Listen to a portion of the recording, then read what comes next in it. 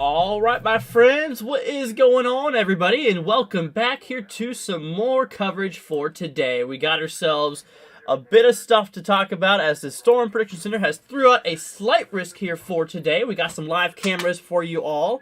So we got ourselves a pretty good amount of views here for today. So obviously, you know, with the cameras we have, I can just show you for an example, we have a whole network across areas of Florida. You know, that we have here. So obviously if a storm is happening, then obviously we can tune in. For example, I'm just going to look at this random webcam and we'll just load that and see the traffic flow here. What's up, everybody? Hope everyone's doing all right. Let's go ahead and see who is here for today. We have ourselves Rain, we have Nerd, we have Prepper, we have Vicky, we have Haley, we have I Like Weather, we have ATR, we have Ben, we have let's see, that the Papoose here say no storm chasers. No, unfortunately, we do not have any storm chasers here for the camera or for today. But the good thing is that we do have, like I said, that good network in order to offer a lot of views along the highway. So it's pretty much like the next best thing there. But anyways, my friends, hope everyone's doing all right out there. We're just gonna go ahead and dump right on into it. So right off the bat here, we have a special marine warning that's in effect just off the coast here of Florida, basically just west of Gainesville. Directly pretty much southeast of Tallahassee that's kicking off here at the moment. Right now, they do have the possibility of some waterspouts, hazard waterspouts and wind gusts 34 knots or greater. So obviously, we got to definitely be watching out for this here. Radar indicated threat, obviously. Locations impacted include Horseshoe Beach. So if you're across Horseshoe Beach, you should probably watch out for this storm here. Because, like I said, it has the possibility of producing some water spouts and stuff like that. Like I said, for today on the overall the Storm Prediction Center here, like I said, we have a slight risk that they actually issued today and a 5% tornado risk here. We'll go ahead and drive you guys over here to the Storm Prediction Center here. Kind of showing the wrong camera. Let's go ahead and see if we can fix that here. Yeah, for some reason, whenever I restart my computer, sometimes it decides it wants to kick off. Not that camera. Not that camera. There we go. All right. We got it. All right, so basically, like I said, obviously we have that slight risk in effect here for today across the areas here in yellow. Like I said, they put a 5% tornado probability here for today, which is definitely pretty interesting. So obviously with that low pressure system that's really starting to kick off, this is the same storm that's going to be driving a lot of snow for areas here towards, like, obviously maybe towards, like, the western areas of North Carolina, throughout the Blue Ridge Mountains, here for Virginia and eastern West Virginia. So obviously with that being said, we have a bit of snow in this event here too. But that cold front that's kicking off here obviously is throwing a possibility for a few tornadoes across areas here of Florida. So like I said, the major areas here in Florida that could see, like I said, I'm not saying will, obviously that's a very bold statement, but could theoretically see a few tornadoes includes Jacksonville, Tallahassee, Gainesville, Ocala, lakeside. That's all in that 5% zone here. And we take a look at the green, which is a little bit more further down to the south and a little bit more to the north. That is across areas here of Tampa, St. Petersburg, Clearwater, Spring Hill, and Largo. Once again, these are all in Florida here. So obviously that is kind of what we're looking at here is a tornado probability for today. Damaging winds is also a big concern here. Maybe some straight line wind damage out of this squall line type of system that's moving through. It is expected to be a linear line because it is riding a cold, or it is a cold front here essentially. So obviously, with that being said and all, that is just kind of what we are. That's just kind of what we are looking at there. So obviously we have the threat for tornadoes, as well as the possibility here for. Also, like I said, possibly also for some damaging wind possibilities. So that is kind of what we're looking at. Hail is not a concern, so that's at least that's good news. But like I said, we have the possibility mostly of a few tornadoes and maybe even a few isolated damaging wind gusts here. Anyways, but I'm watching a little storm here towards Live Oak, right here towards Mayonnaise, east of Perry. This is right off of Interstate 10, just south of Interstate 10 here. We are seeing a little bit of a pop-up cell. You can see all these other guys are just kind of light, moderate precipitation. This guy's a little bit more heavier precip. If you look at the velocity on it, it doesn't really have anything interesting happening with it, which is definitely some good news. It doesn't look like there's any rotation or anything like that, but it is a higher precipitation or higher rate of precipitation, which we should watch out here for. Let's see here. ATR say God bless y'all. Well, thank you so much. Let's see here. Here in Florida, Woo says that one. Well, stay safe there. Scott Clark says hello. What's up? Gene says hi. What's up, Gene? Jonathan says hey. What's up, Jonathan? Halfbake says what's up, pal? Hello, everyone. What's up, Halfbake? Let's see. Vicky says I went to Jacksonville before. Gotcha. Let's see. Chad says, do I think day 6 will be worse than day 5? Honestly, it is a little too early to tell, but I really think that honestly, I think Wednesday might be stronger. Here's actually a little update for you guys on that next event. They really increased that risk area here so much further north. Like I said, before it only included areas of central Tennessee, but now they pushed it all the way up through Kentucky. This includes me now in that 15% risk here, all the way into areas here of southern Indiana. So obviously we're talking a pretty profound severe weather event here.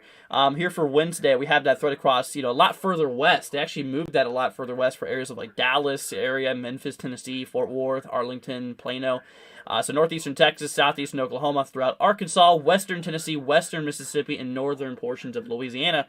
They did include that there for Wednesday. And then, like I said, they move it as the cold front moves its way to the east, so this is a severe threat along with it. And actually does include areas of western Georgia and areas here of the Panhandle of Florida, including the Tallahassee, Pensacola regions. So, like I said, this is just a little appetizer event, like I like to call it. Just a little event compared to what we're seeing here down in time. I think we might have a pretty significant possible outbreak ahead of us here for later on this week, kind of around midweek here. Like I said, Wednesday and Thursday, I think we might be in line for some nasty weather. Which, like I said, I hope not. Hopefully things, starts to die down here at the models and all that stuff, because like I said, the models have been trending some really, really weird stuff over the last little bit. There you go. You can really see that squall line, that big line, essentially. Like I said, basically, that big line that's moving through here. You can see how that cold front is moving its way towards Tampa. This will probably be around the Tampa region within the next few hours, so we're going to have to continue to keep an eye out for that one. But like I said, the only active warning we have right now is a special marine warning. It's about to expire, actually. 7 minutes ago, which we're almost there. Hazard is water spouts, so obviously, water spouts are a big concern because, for boaters out there and all that stuff. Wind gusts up to 34 knots or greater, so also some gusty winds as well could be a possible concern here. Giraffe Lady says, I'm praying everyone affected. Bad weather has been pretty much constant lately. Pretty much, yeah. There is also, like I said, with that severe weather event, there's also the threat for actually some snow as well out of it. Honestly, snow is going to be a big concern out of it. I'll go ahead and show you guys here really quickly. Here's the GFS model in the latest run. First of all, we have that storm system that's wrapping up across the southeast here, kicking up some frozen precipitation for the Smoky and, the Blue Ridge Mountains. That tracked its way off the coast here for basically a portion of tomorrow afternoon. We have ourselves another system that drives its way through here, driving some rain across the central plains and the Midwest regions, maybe wrapping up some snow towards areas of Minnesota. However, once we move into the 16th, that's where we start to get a big system that fires off here. And like I said, obviously, we are seeing maybe some heavy snowfall, towards out areas like Kansas, maybe towards Nebraska areas. We definitely got to be watching out here for. So Kansas, Nebraska regions here towards Iowa, towards areas of northern, areas of northern Missouri, southern Minnesota. They're out through portions of, Wisconsin as well, which is definitely something we got to be watching out for. So, like I said, it's not just the severe weather concerns. It's also the possibility there of actually, the possibility of some heavy snow as well. Let's see here. What's up, Proxy, with a $20 super chat? Thank you so much there, Proxy. Saying you are amazing. Proxy, thank you so much for that. Double thumbs up goes to you. Everyone gives Proxy a big, big thank you. Seriously, Proxy, thank you so much for supporting us. Greatly appreciated. The trough ejection in recent models showing less northerly ejection, which would be good and less severity. We'll have to see how that does play out, though, for sure. But once again, Proxy, seriously, thank you so much. That's super nice of you. Once again, double thumbs up. Everyone, please give Proxy a big thank you, because that really helps out the channel. Let's see here. Tampa Bay plus summer equals really big bugs. Essentially. Yeah, essentially. Anyways, but like I said, a little update here on the radar, my friends. We're watching over here. We're going to switch over towards Tallahassee at the moment. Nothing more than just a little bit of moderate precipitation that's happening right now. If we take a look at the velocity scans, there's really nothing going on here, which is good news. But like I said, I really think that that's going to start changing up here in a matter of a few minutes. So, or sorry, within the next hour, I should say. Definitely gonna be watching out for this here. Like I said, we can already start to see that main cold front we were just looking at. There's a lot of lightning detection just off the coast here. Really showing some of that, that thunderstorm activity that's starting to gradually increase. And like I said, eventually this will be crashing its way in towards the Tampa region. Like I said, look at these dew points. Dew points in the 70s. Like I said, that is, if I don't know what supportive is, that's pretty interesting. Like I said, that is definitely supportive for severe weather. Let's say typically in the 60s, and then once you break the 70s, that is definitely supportive. Obviously that is, definitely supportive. Essentially for, some severe weather here. And like I said, we have that cold front that's moving through. Obviously, all those lower level winds are steering north. The upper level winds steer northeast, which creates that spin concern in the atmosphere that possibly could indeed fire off some tornadoes for today. Let's see here. Do I think both day 5 and 6 could be upgraded to enhanced risk tomorrow? I don't know about tomorrow, but I have a feeling that they will probably be upgraded, yes. ATR says, what about Friday for the Carolinas? Do I think upstate South Carolina could get a marginal risk here for the next system? So, like I said, you said here for Friday, right? Yeah, so obviously for Friday. So, they don't have anything out on Friday yet. I mean, it's still a week out from now. However, it'll be possible. I would definitely say it's possible. The thing on the models is it shows a lot of that instability, basically that thunderstorm energy fading out by the time it reaches the Carolinas. But if models continue to, if they start to trend in favor of more instability towards the Carolina region, I would have no doubt that there would likely be some impacts with severe weather across the areas there. Absolutely. So once again, it's just a little too far out there. It's still a week out. We'll have to continue watching it, but there's nothing on the Storm Prediction Center's website right now talking about that, which I don't blame them because it is still pretty far out there. But anyways. But that is indeed what we were looking at there. And like I said, throughout this live stream, my friends, if you have any questions, of a specific area that we're talking about today, like I said, we're definitely watching, areas of Florida for today. If there is a specific area that you're questioned about, if there's anything you want me to look at, like I said, take a look at the live radar review or anything for a specific location, hey, feel free to let me know. Like I said, definitely feel free to let me know, and we'll definitely be here for you guys. Absolutely. So something I do want to do really quickly is I want to pull up the future radar view from the NAM 3-kilometer model, just to give a reference of what the timing of these storms could be for today, which we're going to go ahead and do that here right now. Let's go ahead and switch on over here, guys. So here's the NAM 3-kilometer model. The time, once again, is in the top right-hand corner. You can see up there. Current time here in the eastern country is 3:30 basically. So we'll go ahead and switch over here to 3 o'clock. So like I said, we have that squall line, that big cold front that's obviously driving those severe storms. Those strong to severe storms, basically across that whole line there. Still off the coast here. Low pressure systems start to kick off there, just off the coast of just off the coast there of the Panhandle of Florida. Like I said, as we track our way down here in time, a lot of that storm activity, a lot of that severe storm activity will start to impact the regions here starting relatively soon, moving its way continually throughout the day here for today as a cold front does sweep its way through. Now, severe storms could theoretically be possible after midnight too. In which that could be a possibility, something we might need to watch. Later on down in time here, like I said, we switch up from Florida. Obviously, the cold front moves through, but we watch over here towards like towards the western sides here of North Carolina, and we see the fact that there's maybe a little bit of snow that might start mixing in for these regions, for those upper elevations where obviously where it is, a lot higher elevations, obviously there where essentially it's a lot cooler. The more higher you go up, the more cooler it gets because, the lower air pressure and all that stuff. Now, that's obviously a thing, and that could turn that precipitation from rain into snow. Same thing for areas here in Virginia as well, for the Appalachian Plateau region of Virginia, throughout portions here of the western Blue Ridge. So that's kind of what we're looking at. Maybe a little bit of possibility here in eastern West Virginia there. Perhaps maybe a little bit of freezing rain and stuff like that. So that might be something we do need to be watching out for. Absolutely. So we'll just keep an eye on it. Like I said, we might have to switch from severe weather coverage to winter weather coverage tonight. Maybe. If I'm still alive that long, it almost sounds like if I'm still alive.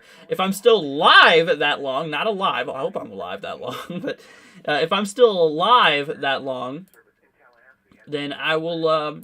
We'll have to take a look and see what's going on there. I'm not exactly sure how long today's live stream is going to be. I'm going to try to push it as long as possible.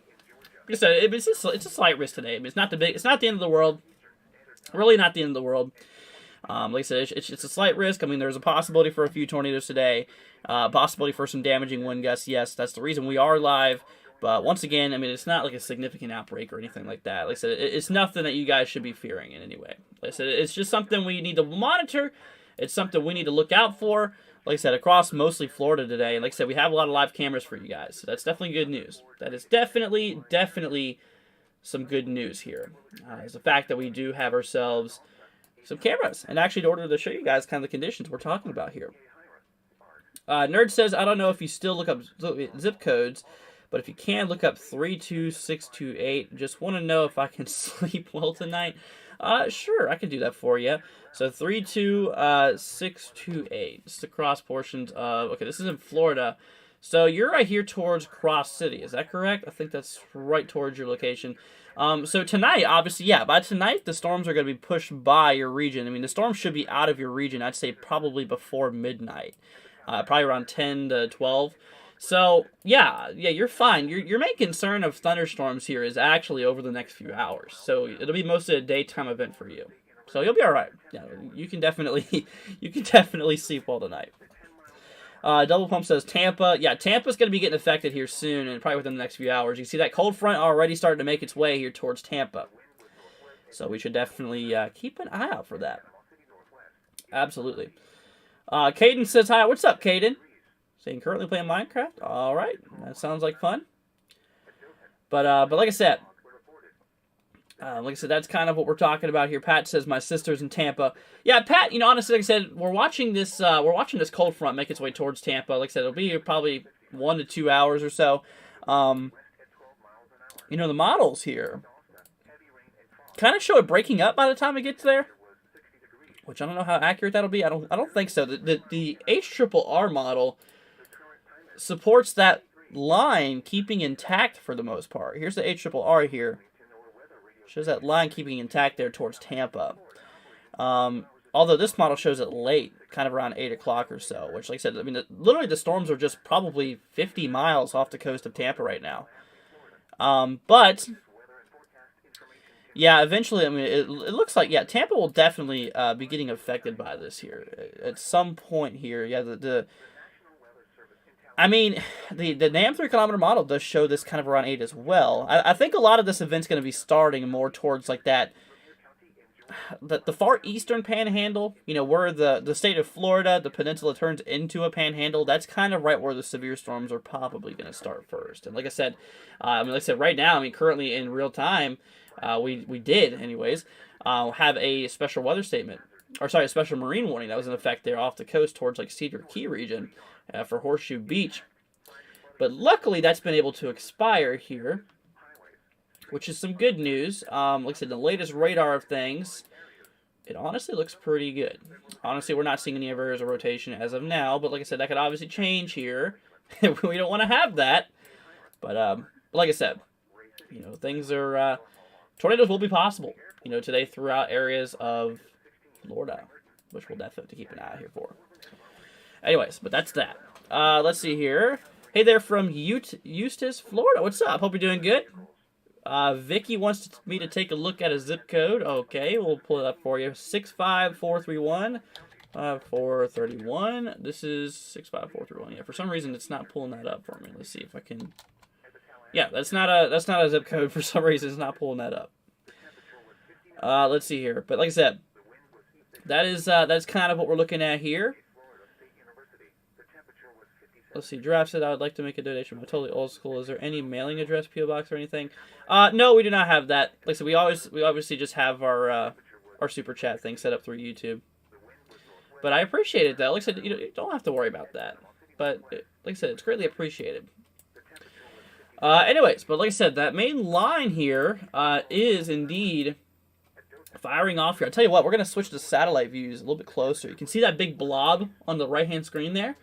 That's the growing thunderstorm there. That thing's been growing in the last few here. You see it on the infrared view as well. We got the big radar view. Yeah, you can really see that big line moving its way toward Florida there.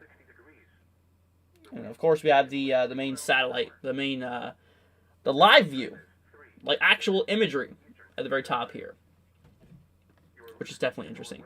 Ooh, one of our cameras buffering. We're gonna cut off that camera here. We're gonna see if we can find any other cameras here. We're actually gonna bring one over here towards like St. Pete area.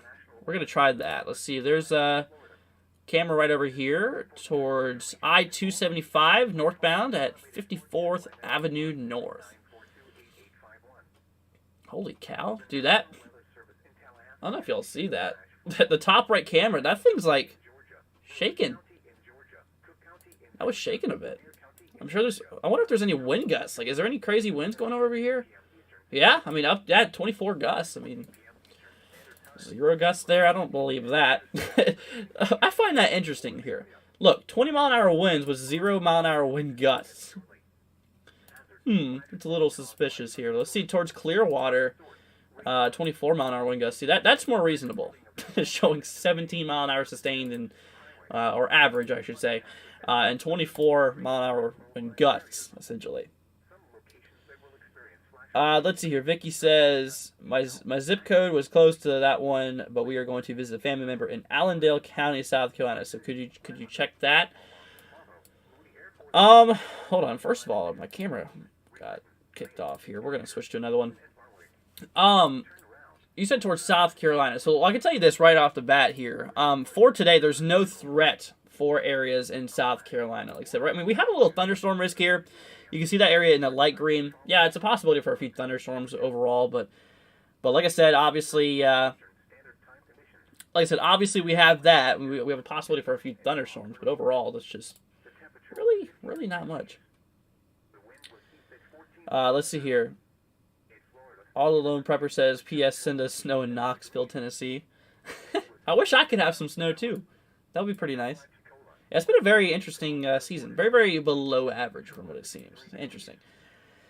Let's see. Bummer, I would like to donate. Appreciate you. If you have a mailing address, let me know. I understand you won't use your home address. Yeah, like I said, obviously we're just going to keep it the way it is, with everybody, just through YouTube. The only bad thing about like YouTube is the fact that YouTube takes out like 30% of donations, which sucks. Like I said, it takes out 30%. I mean, I get it that it's on the platform of YouTube, but like I said, I mean, obviously, whatever gets donated, I mean, obviously, a lot of that goes to YouTube, unfortunately.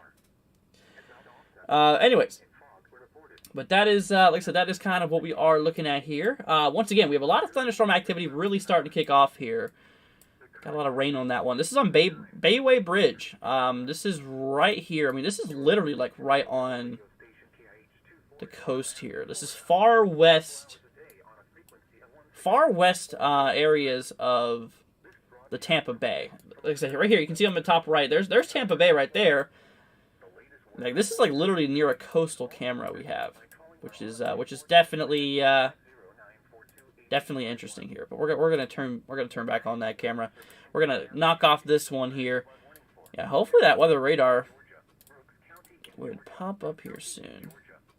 Let's see, we have weather alerts. That's good. Like I said, we have a lot of good camera views today, which is great. I'm very, very thankful for that. Very, very thankful for that. Like I said, the storms right now, they're across areas here towards... like I said, right now, we take a look here towards Tallahassee region. Live Oak. That's an area we should probably look at here. There's some cameras in Live Oak. There you go. There you go. We got ourselves, we got that there popping off. Let's see. We're going to switch over to this guy. Oh, that looks like a camera. Yeah, look at that. All right. So that's right there towards that storm. The middle one's towards Live Oak here. Let's see. Proxy gifted 10 memberships. Holy cow. Proxy with the support today. First off, that donation, and then next thing you know, now the memberships. Holy cow, Proxy. Thank you so much. That's super nice of you. Haley, areas in Kansas City is not at risk today, so we're not doing that right now. Like I said, I'm only really looking for the areas here today for personal forecasts if you're in Florida. Like I said, don't put your zip code unless you're in Florida. Because like I said, obviously today we have that risk here. Now, if this was like a normal live stream where we're not doing coverage, I would do other areas. But just right now, just to keep things on topic, we're just going to do Florida only. Hopefully that makes sense to you guys. Let's see. Aaron says, let's see. We have... Aaron says 34488. So 34488. This is across Florida, Silver Springs. Okay, so I got you since you're in Florida here. So you're east of Ocala. I just passed through there a couple weeks ago. So obviously, yeah, you're still going to be a while before that line hits you here. It'll probably be like a later on this evening type of thing, probably just after sunset. For the most part, you might have a few on and off showers and maybe some, some thunder showers possibly, but overall, I mean, the big line, the big potential of those storms is not going to be over you probably for the next little bit, which we definitely got to watch out for that. So Aaron, so stay safe there, my friend. Giraffe says, I heard that about the percentage takes out. That's a bummer too. Yeah, it is. It can be. Let's see here. Vicky says, Proxy has so much respect to give him. Absolutely. Yeah, Proxy, seriously, thank you so much. Double Pump wants me to take a look here at 45040. 45040. Once again, this is in Ohio. We're not going to look at these areas right now. Because like I said, obviously with that being said, there's really no risk here. I mean, I can show you the storm prediction real quickly for the overall view. I mean, Ohio is just not even near the risk here for today for severe weather. Like I said, that's mostly areas in Florida. With that yellow risk there, that's the slight risk there. Let's see here. When is Jacksonville going to get hit here? So Jacksonville, yeah, probably not till later on tonight. Yeah, like I said, obviously you're on the far northeastern side of Florida. The models, like I said, the future models here kind of suggest that line moving through around midnight, if not a little before midnight. I'd say probably between like 9 and 11, I'd say, Eastern, possibly. Let's see here. Phil says... Is there a chance the track could bend? What do you mean by the track could bend? Not sure I understand what you're trying to say here. Aaron says, cool, anything serious possible. So yeah, Aaron, obviously, towards Ocala, like I said before, we do have ourselves, like I said here on the Storm Prediction Center's view, Ocala is included with that 5% tornado probability. So basically within a 25-mile box, essentially, 25 miles by 25 miles.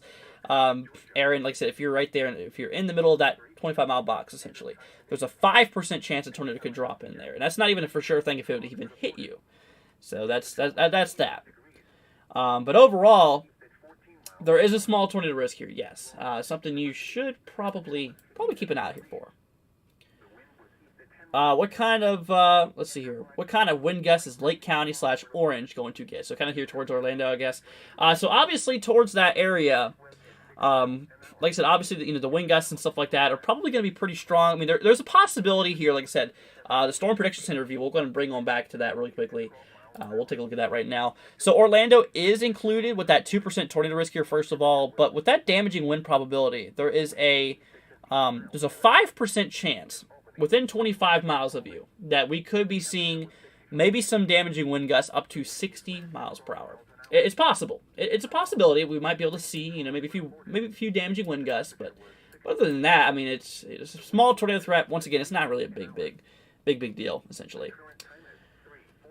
Let's see. Aaron says, thank you ever so much. No problem. Yeah, no problem, guys. Got y'all covered. Like I said, once again, if there's a specific area in Florida, like I said, we're just doing this for Florida since we're seeing the severe weather for today. Once again, if this was a normal forecast, if this was a normal live stream that we would be doing, obviously we would, like I said, at that point we would obviously be, doing all the other people. But like I said, right now we're just kind of riding with the people who's at risk today. Hopefully that makes sense to you guys. But look at that. Those storms there on the top middle view. Yeah, there's Florida. You can see that line starting to approach here. Like I said, obviously it's going to be a little bit before it gets to the western side of Florida. Let's see, what is this about? Oh, that's just a camera that just takes pictures. See, those are boring cameras. No live feed at this time. We'll see. Yeah, we're riding towards the coast here, towards like areas just south of Tampa Bay, towards like Venice. Yeah, that's the one we just looked at. Oh, all these apparently. A lot of these don't have live feeds. Here we go. That's a camera we can look at. Let's see here. Pat wants me to take a look here at a zip code, which is, or sorry, just see Bradenton, Florida. Let's see here. We got you. Yeah, you're right here between Tampa. You're actually right close to where I was at. I was actually in Florida for about 3 months. Yeah, I was right here in Lakeland. I'm not too far away from you, or it wasn't. Anyways, but for you, yep, same thing. That line will be making impacts here. Like I said, probably around, I don't know, probably around like, the models are heavily disagreeing on this here. But it's not going to be until like late evening, maybe near midnight by the time it gets to you. I don't know. I really don't know how much I trust that though, because like I said, the models are kind of all over the place, and literally the squall line is right there. But I understand there. I mean, that low pressure system is just now kicking off, and it's starting to get a northerly component. So yeah, it could slow down the forward speed of the cold front. But obviously, with that being said, I mean, yeah, I mean it'll probably be a little bit. I'd say at least until after sunset for sure. But that's kind of what we're looking at here. Let's see here. We need to get a severe thunderstorm watch. Then this is going to brew up here, says Vicky. I don't think we need it yet. We need to wait till that main line gets there before we start considering issue watches. Watches. Gear wants me to take a look at 32348, 32348 across areas here of Perry, Florida. Okay, so you're right there. So you're basically southeast of Tallahassee. So you're actually in that zone here where we're already starting to see a bit of rain, maybe some thunder showers at the moment. But you're kind of just west of that main line. So your concern, honestly, is probably happening now for the next few hours, which we'll definitely keep an eye out here for. Let's see here. Moo says, love y'all. And thank you, Andrew. No problem. No problem at all. Caden wants me to take a look here. Hello, Andrew. Or good afternoon. I thought you were trying to...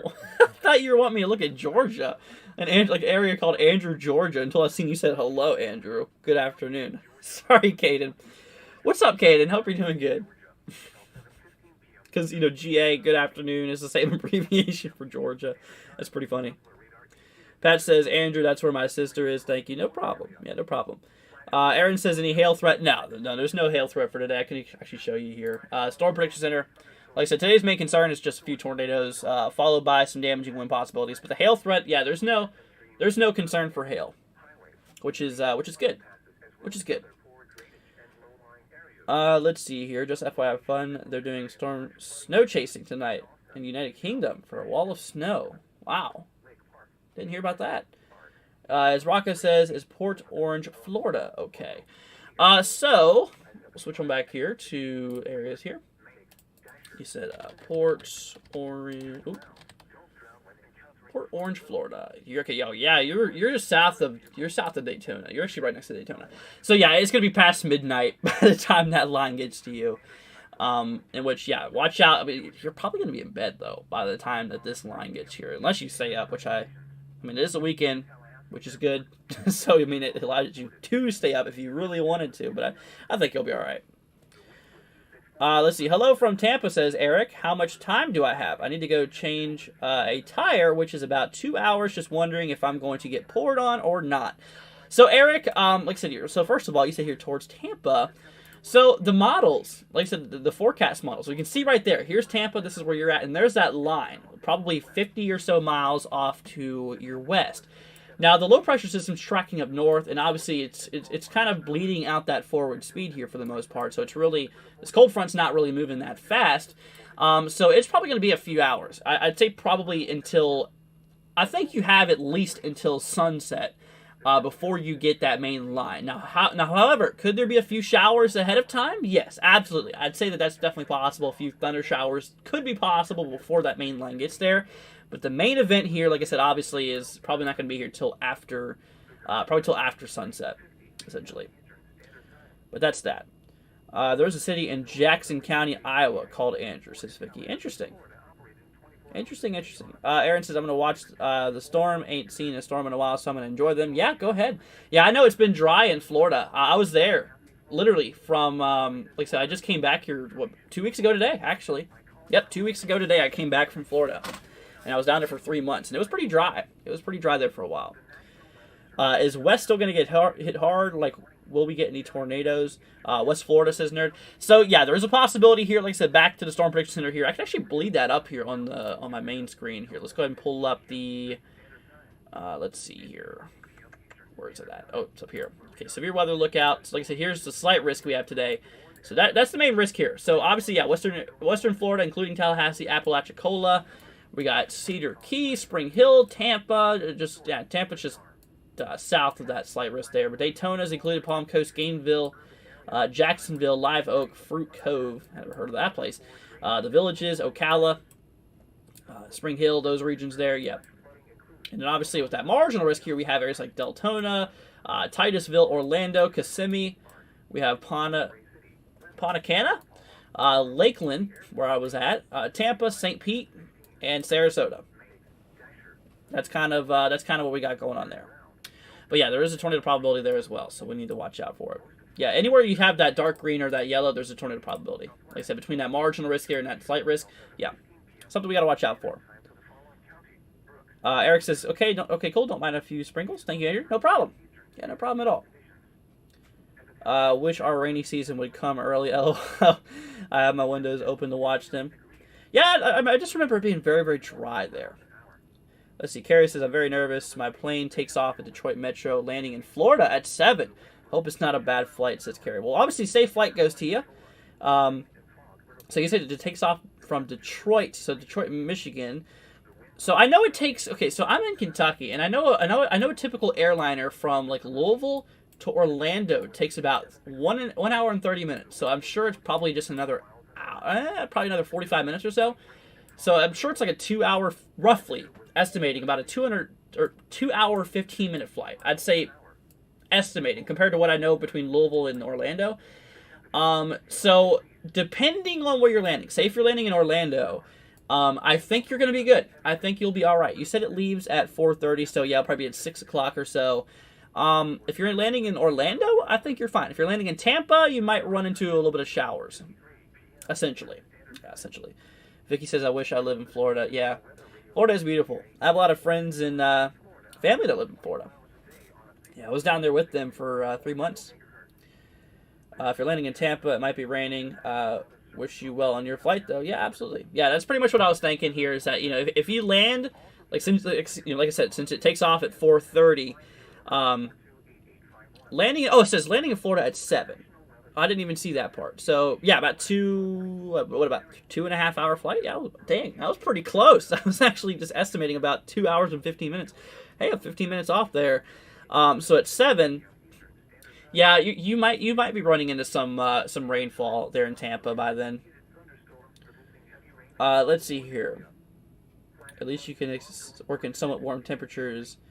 New York State, my fingers are numb from working outside, says Kevin. Yeah, I gotcha. Carrie says, Eric thinks, all right, I'm in a panic attack. Yeah, don't worry, Carrie. It's okay. Just calm down. It'll be all right. Like I said, just don't worry about it. you know, obviously, hopefully this helps you. Is that the plane pilots, they are told to navigate around storms because of the concerns of them. So even if you land where there is storms, like I said, there's no reason to worry. The pilot has got you perfectly fine. Because like I said, that obviously air traffic control and the pilot, they tell you to navigate around storms and stuff like that. So even if there was storms over there, that you probably wouldn't deal with anything too crazy. However, I mean, you might run into a little bit of turbulence though, because those winds are increasing on the lower levels and mid levels of the atmosphere. So that might be a thing you might run into. But other than that, once again, there's no reason to worry. He'll be all right. Aaron says it's beautiful to live in Florida, but suck. Let's see, beautiful to live in Florida, but suck when we are in rainy season because it's more dry than anything. But in all, it's still beautiful. Absolutely. Oh yeah. No, it's still very beautiful here. Florida is so humid for me. Yeah, it can be a little humid, obviously. Let's see, Mr. Install with a $5 super chat. Holy cow. Thank you so much. On top of that one from yesterday, Mr. Install, you are absolutely killing it. Thank you. Seriously, that means a lot to me. Big thumbs up goes to you. Everyone, please give Mr. Install a big thank you for all that. That's super nice. Super nice. Let's see here. So Vicky says, do I think that day 5 and 6 are going to be crazy? Yeah, I kind of think so. Because like I said, the models are pretty aggressive here.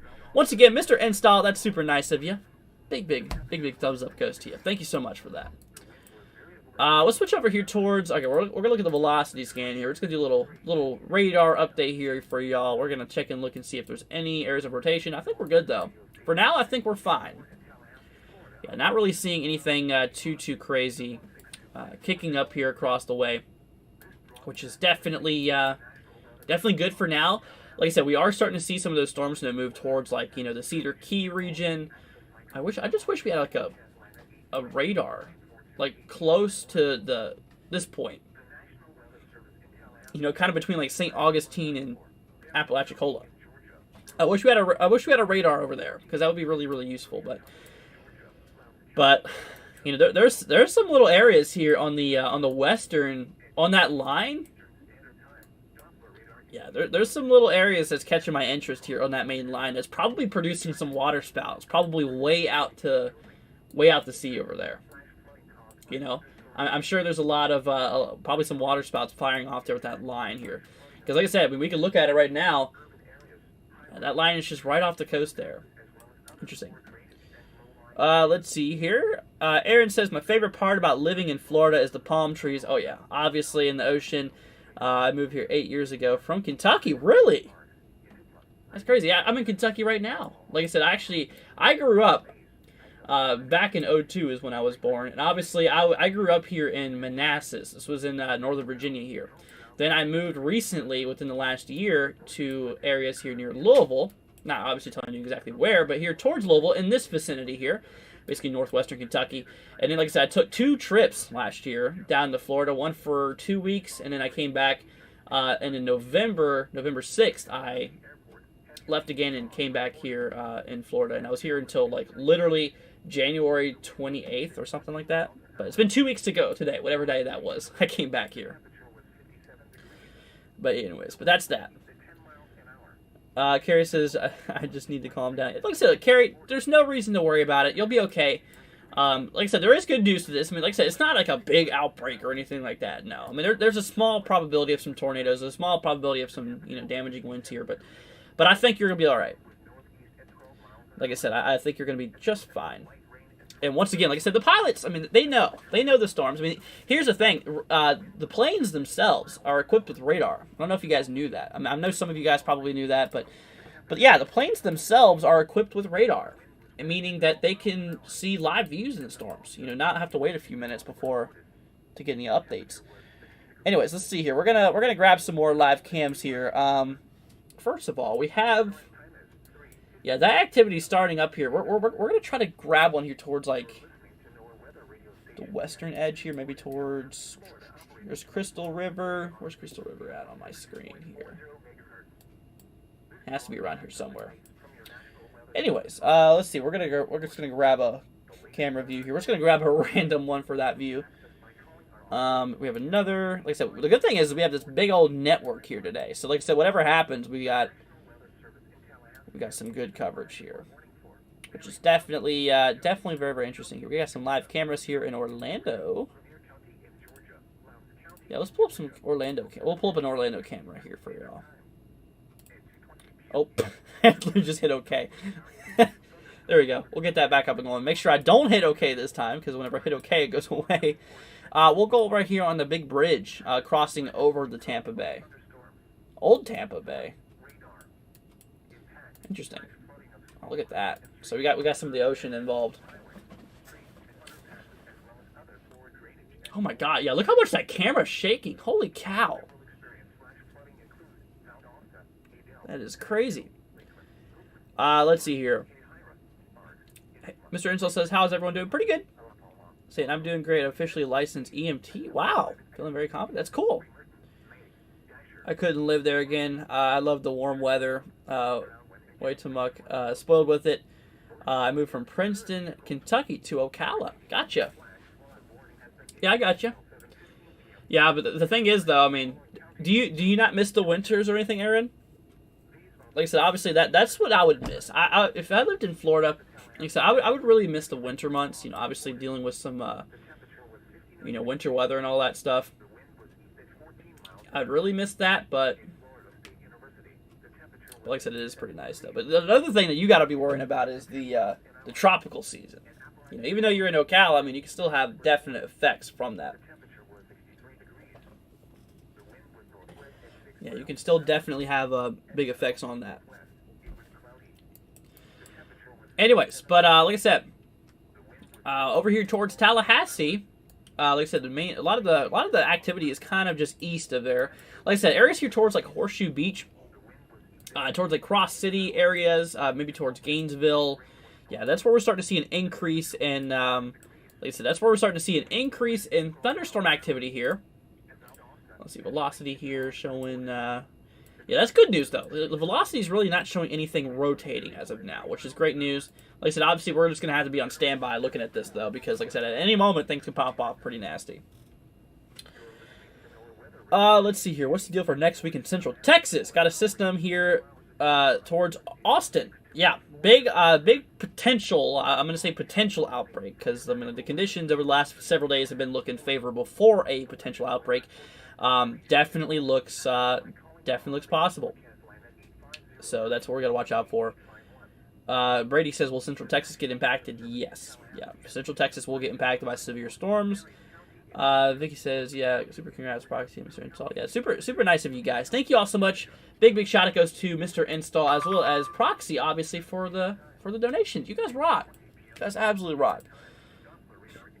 Got a ding dong coming through here. They just reissued. Oh, that was as of 3/16. So they issued the slight risk again. Continues wind advisory for Coastal Bay, Coastal Dixie, Coastal Franklin, Coastal Gulf, Coastal Jefferson, Coastal Taylor, Coastal Wakulla, South Walton, till February 12th.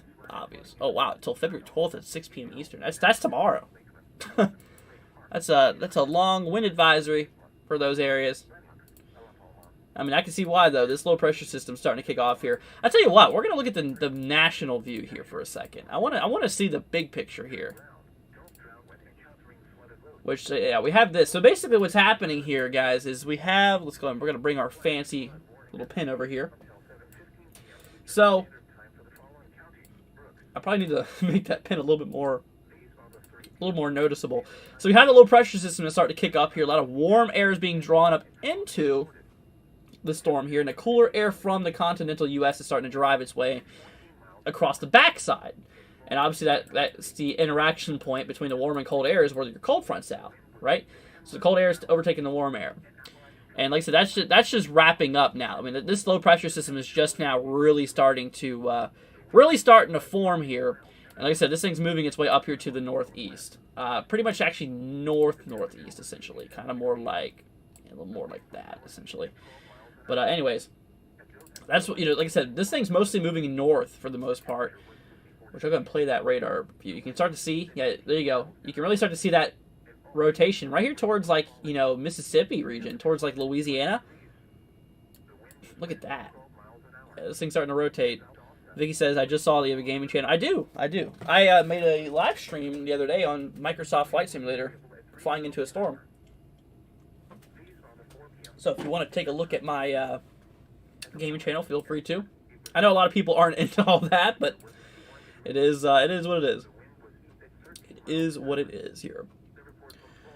Let's see here. Mr. Install with another 10. Are you serious? Holy cow, dude. You absolutely rock. Thank you so much for that, Mr. Install. Dude, you seriously have made my day with all your support. That is super, super nice of you. You're so amazing. Thank you so much for that, dude. That means so much to me. And that really obviously helps out the channel so much. Big thank you. Thank you, dude. Seriously. Yeah, that definitely means a lot. More than you would actually think. It really means a lot to me. Looks like we might have a little bit of an area of rotation here. Well off the coast here. Like I said, obviously that's not really a big, big deal, but for boaters. But once again, Mr. Install, thank you seriously so much. That's very nice of you. But anyways, that's that. That's something we're definitely going to be watching out for. Yeah, we just got to really watch and just wait until this line gets over Florida. And once it does, that's gonna bite pretty good, probably. You know, start to bring that damaging wind and that, you know, tornado probability there towards more interior areas of Florida. Like I said, right now, I mean, the main event here is starting off with some of these showers across areas of, like, northern Florida, which we got to be watching out for. I mean, like I said, even just little pockets of rotation can easily kick up across these regions here. Like I said, a lot of these showers are getting ready to move, or they're now moving into areas of Florida. Which, if I take a look here off the radar for a second, we're just going to switch to a radar very far away so we can't see anything here. Like I said, obviously, with all that going on, you can see here, there's Florida, and you can see if we overlay the radar, how right there's the coastline, and we can start to see a lot of those storms starting to move their way here into, basically towards, like, the Horseshoe Beach area. Like I said, not too long ago, we did have that special marine warning that was in effect for areas, in which I'm actually going to do that. So that middle camera here is for Orlando. This one's for there. I'm going to switch this guy over there towards Horseshoe Beach. At least the closest camera I can look towards the region. Yeah, unfortunately, right there's Horseshoe Beach, but there's really no cameras nearby, which kind of sucks. But like the main interstate systems, like Interstate 75, 95, and you know, I-4, whatever highway it is going east-west through Tallahassee. What is that? 10, Interstate 10. There we go. Yeah, I have those ones. All these little things are cameras that we can look at. So there's plenty of cameras we can look at today, which is good. Like I said, obviously, you know, if there's a tornado crossing a highway or something today, which let's hope not. But say if there was, then obviously we would be able to maybe, just maybe, if we're lucky, get some actual views of tornadic activity. Maybe. We'll see. We'll see how things play out here. I mean, like I said, they do have a 5% tornado risk here. And like I said, we'll go ahead and show you guys here. Like I said, for the new people just joining us, first of all, welcome. Hope everyone's doing good. But like I said, we take a look here over at the Storm Prediction Center here. Like I said, there's today's risk here across the areas of Florida. Like I said, mostly just for Florida. There's a very small sliver of extreme far south Georgia here. That's at risk here. Not marginal risk here. Not really a big deal. But 5% tornado probability here. So today is definitely a day we need some coverage here. Damaging winds there. Yeah, we got that 15% risk there, so obviously damaging winds is another concern. Hail, luckily, is not a concern. So, like I said, the main things here is just the possibility for some tornadoes and some wind damage here. That camera apparently stopped here, so let's see. We're gonna switch to a different camera here. But anyways, that's that. You know, that's kind of what we're looking at. So we obviously got to be watching out for. We just got to be watching out for a lot of areas in Florida today. You know, most of the areas here. You can actually see where that overlay risk is. So basically, for an example here, Severe storms are possible between that line and this line. So everything inside of here has the possibility of seeing some severe weather today. Like I said, that's the big risk here for today. The slight risk is kind of right around in here, including Jacksonville, Daytona, St. Augustine, Jacksonville, Apalachicola, Palm Coast, those areas.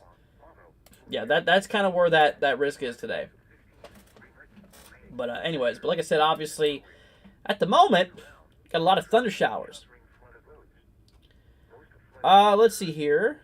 Brady says one more thing in WW. Is Storm Prediction Center suggesting that Central Texas will be impacted next week or something? So, like I said, we look over here towards the outlook here. Right now, okay, here's the thing. I'll go ahead and show you what I'm talking about. So, Storm Prediction Center here, this is for Wednesday, later on midweek.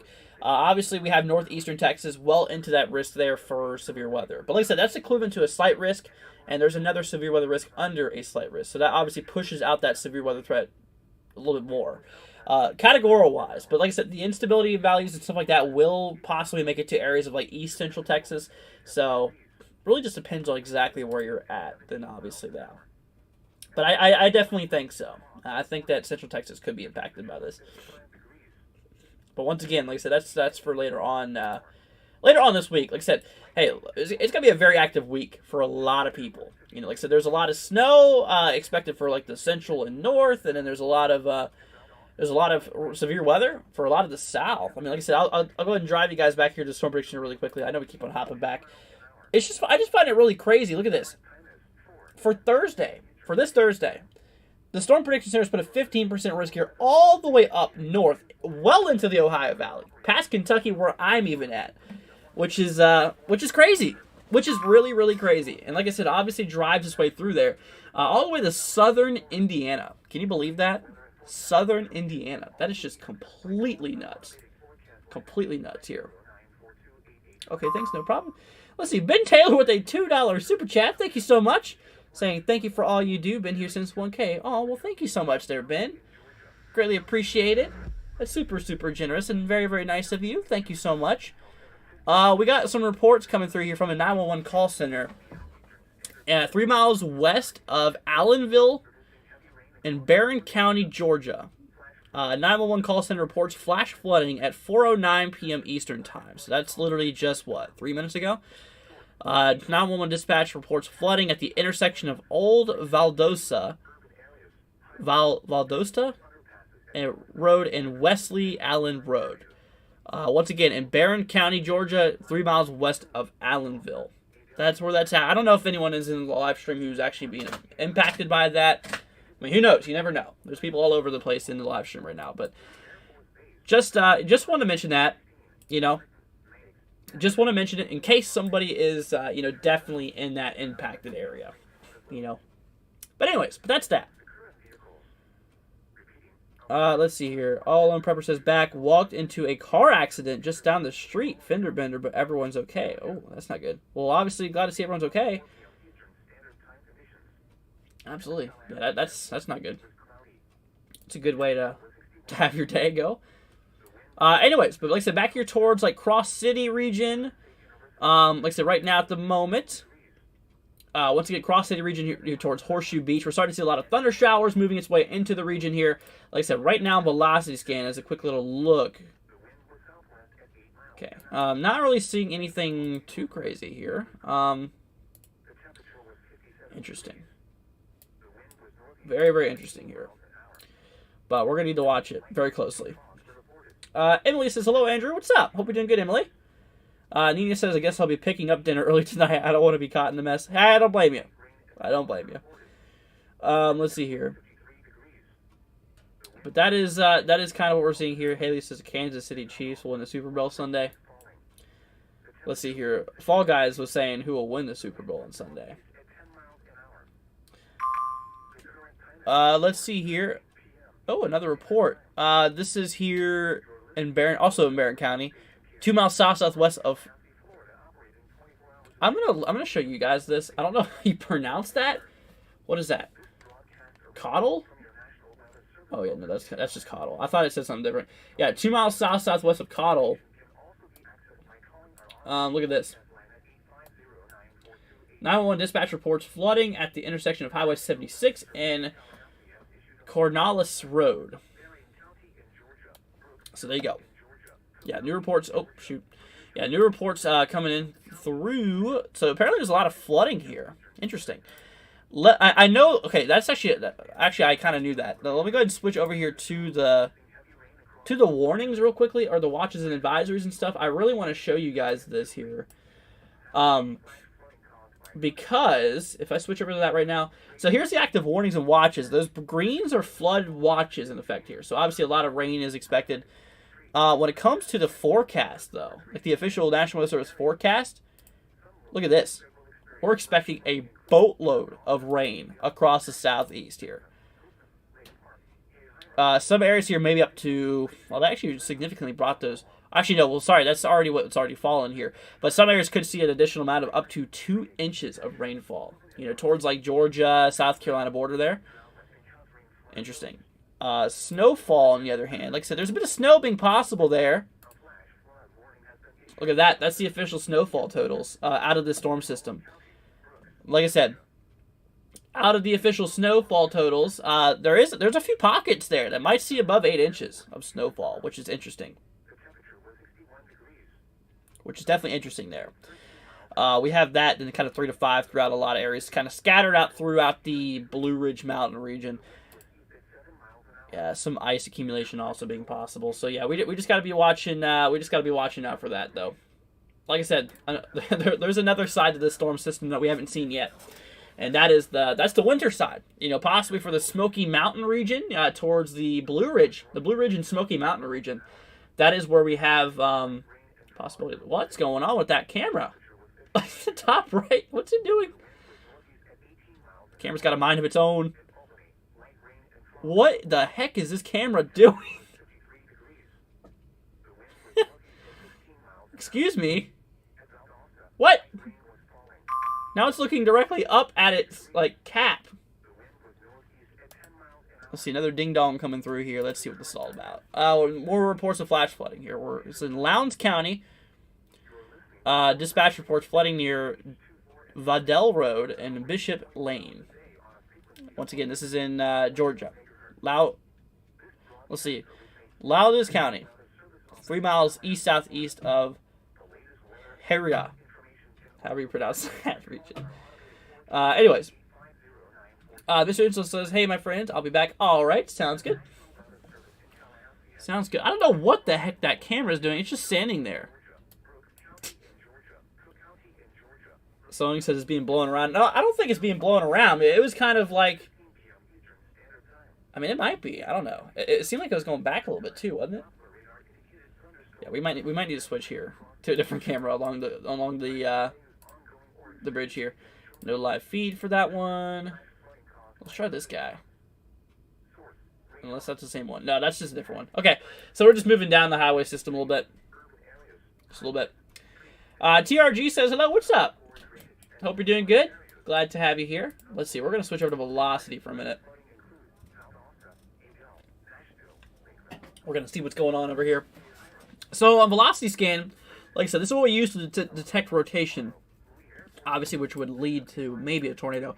But the good news is that I'm not seeing anything right now from the storms that's inside of Florida. But like I said, I really don't have the best of feeling once this once this cold front moves its way into basically areas here of like western Florida.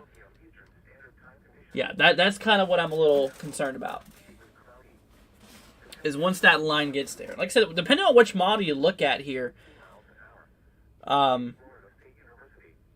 I said, it depends on which model you look at, essentially. They kind of talk different. But for most of them show after sunset.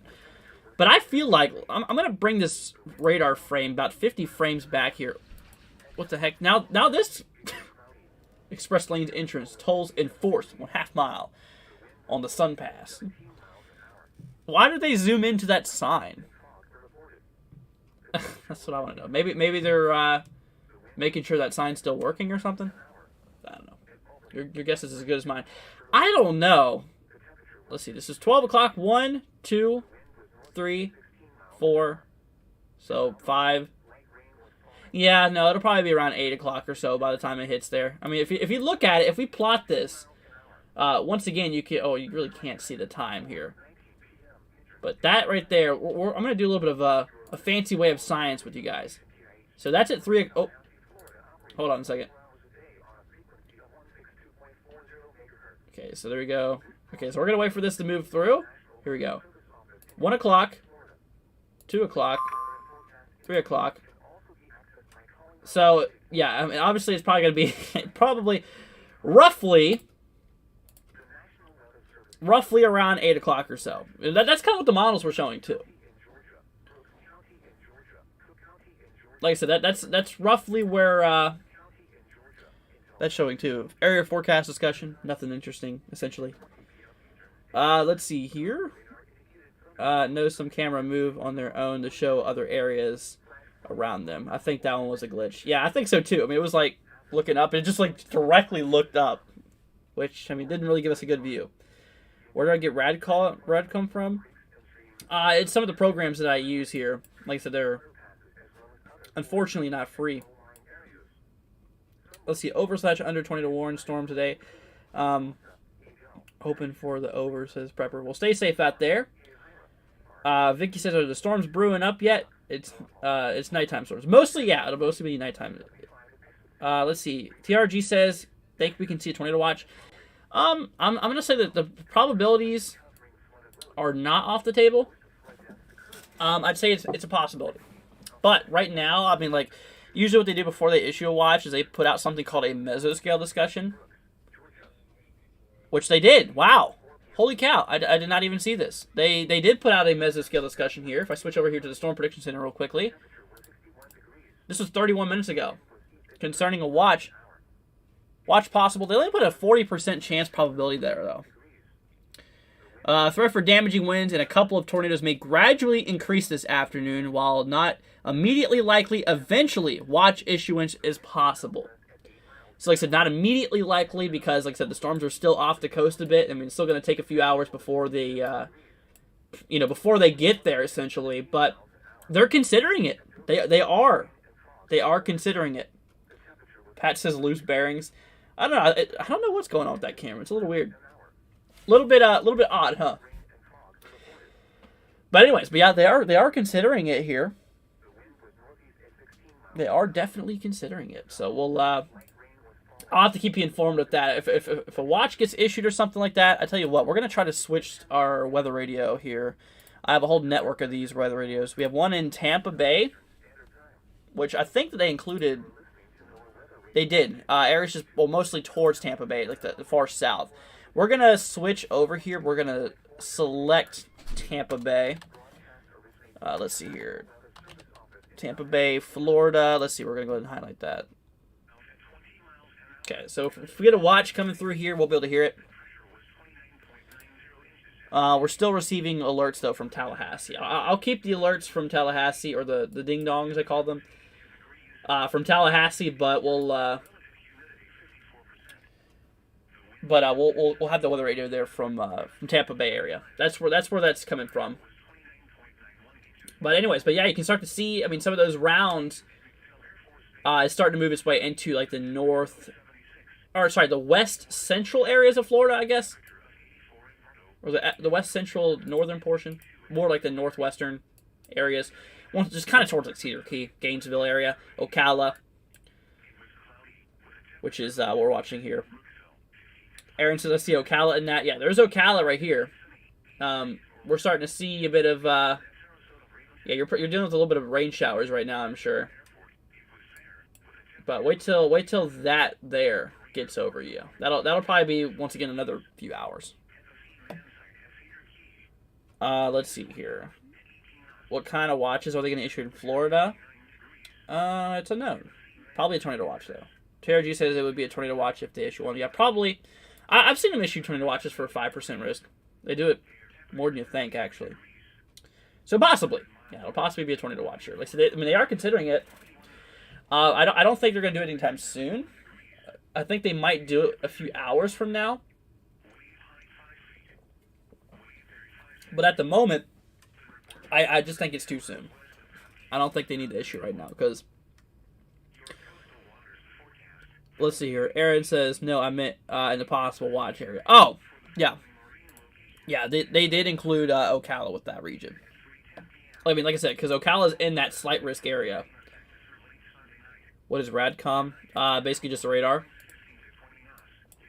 And we got SATCOM and RADCOM.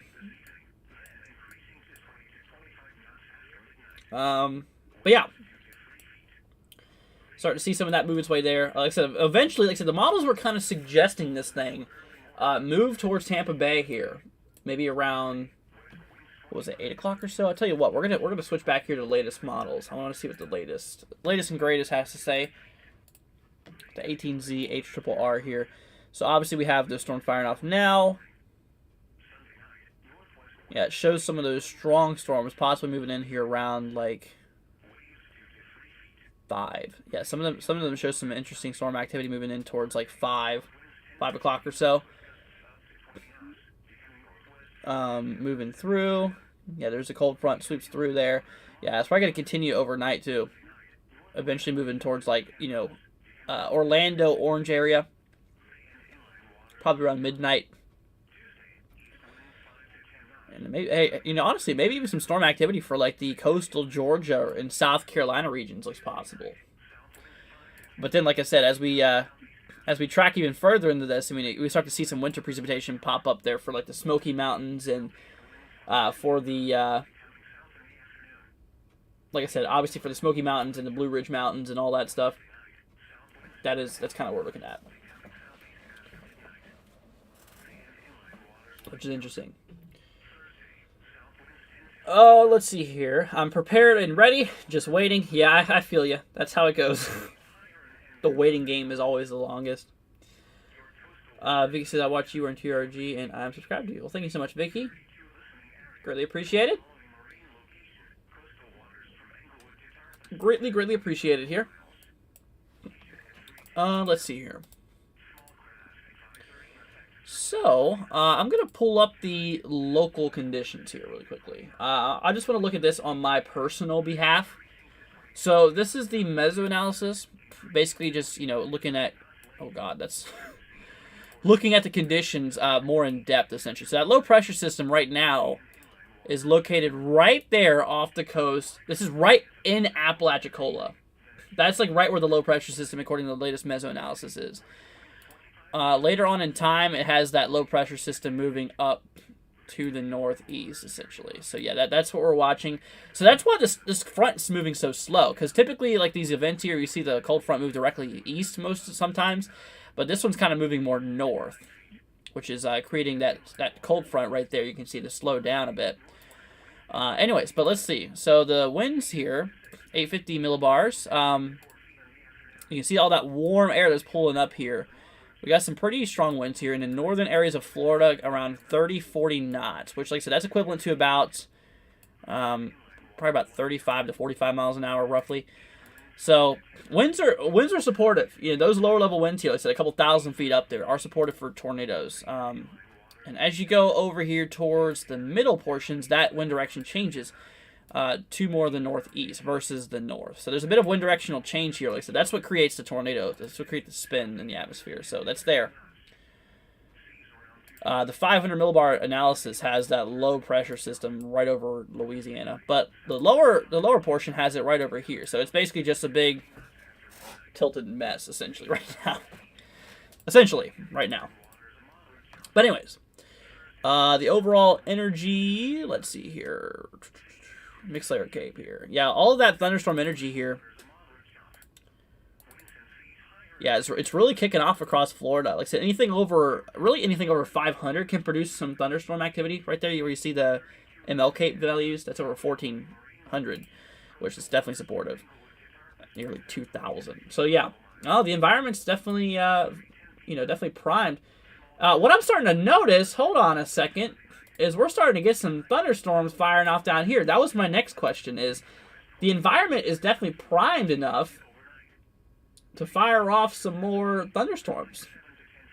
These guys might have a problem. they might have a problem. Is that a sounding on mesoanalysis? Basically, it takes a sample of the atmosphere, yeah. If that's what you mean. But yeah, I mean, like I said, that's kind of what we're looking at there. So there is a lot of thunderstorm activity here, kind of towards like Moorhaven. I could never, ever pronounce that. No matter how many times people have tried to tell me how to pronounce it, I could never do it. I could never. Let's see here. Let's see. Mr. Install says, I heard that there was some snow on the way. Can I check area for me? 43081. Yeah, we can look at it real quickly. So 43081. This is in Ohio. Okay. So anytime soon, with everything going on here at the moment, which I'm going to switch over here. Anytime soon of any snowfall, yeah, probably not. So, Mr. Install, I don't know where you're getting that from, but I'm not really seeing anything on the future radar here, or on the future looks, with the major model and stuff like that. So, I don't think so.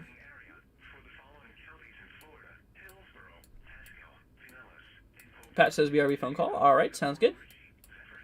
Megan says, I don't know if I can post this. Let's see, it's live, and he's seeing a wall cloud on the stream right now. Interesting. Wonder where that is at. Wonder where that is at. Let's see. Velocity here. And I'm not really seeing anything, though. That's the thing. Really not seeing anything here. That's rotating. So I don't know where he would be seeing a wall cloud. Interesting. Brady wants me to take a look at the zip code. Okay, I can do that really quickly. Like I said, I'm trying to keep it mostly Florida, if you could, guys. Because I want to keep this mostly on topic here, okay? But this is for Texas, basically here towards Waco. Yeah, watch out next week because there's a possibility for that severe weather event to happen. Which if I switch back here to the Storm Prediction Center, there's today's risk, there's tomorrow's risk, following day. Yeah, look at that. So for Wednesday, I would definitely watch out there for Wednesday here. So keep an eye on it for it. Keep an eye out for it. Let's see. Vicky wants me to look at 4, 5, 3, 2, 1. All right, we're gonna start to slow down with these forecasts, guys. Like I said, not just that I don't want to. It's just the fact that we're trying to stay on topic here with the live event here. So, but Cincinnati, same thing. Really not seeing anything too crazy happening right now. Maybe a possibility of some severe weather later on this week, but we'll continue watching it.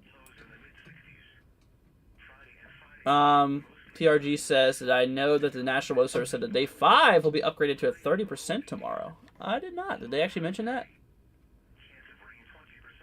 One model sprout reduced, a 30% severe will be likely introduced. Okay, here we go. Reduced. A 30% severe area will be likely introduced. I see that. Yeah, honestly, that's not surprising. That's really not surprising. I would not be surprised if they did that even for day, for day 6 either. Would not be surprised. Pretty Happy says, hey, Andrew, or hi, Andrew, what's up? Hope you're doing good. Brad says, the weather here in central Illinois is nice and sunny. What's up? Hope you're doing good, Brad. Glad to hear the weather's doing all right for you. Definitely some good news. Absolutely. Let's see here. So, like I said, we're watching the radar right now. Velocity scans. We're just going to move our way throughout here. Tallahassee radar right now. Not really seeing anything, right now, which is good. Like I said, obviously, there's no areas of rotation there. But just wait till that line. That line's getting closer. Yeah, no, that line's getting a lot closer. Yeah, it looks like it's starting to really kick up there. Let's see here. Vicky says, can I check? So, Vicky, like I said, probably not right now, unless it's Florida. Is it Florida here? Let's see, 4, 5, 3, 2, 1. No. Like I said, basically just watch out. We'll do another forecast live stream for that another day, probably tomorrow. Like I said, right now we're just trying to stay on topic with everything here. But basically, same thing, Vicky. I'm interested to see if that day 5 gets moved further west as well. I don't know. It'll be interesting to see. Let's see here. Brady says, bye, NWW. Enjoy your forecast. Bye. See you later. Aaron says that line is starting to look really nice. Yeah, it's starting to really develop here. I mean, look right here. I mean, you see a lot of just thunder showers, and they're all coming together now. We're starting to see a lot more red starting to be involved. Like I said, red showing heavier precipitation. But like I said, I'm a little concerned about these little guys that's starting to pop up, you see? I mean, these little guys might not look like much right now, but you never know. Let's try towards Miami. I know there's a lot of instability over here. Yeah, not really too much happening. So, yeah, a bit of little itty-bitty, what I always call the appetizers, the prefrontals, are starting to fire off here. Basically in the form of, just little micro thunderstorms. Some thunder showers and stuff like that.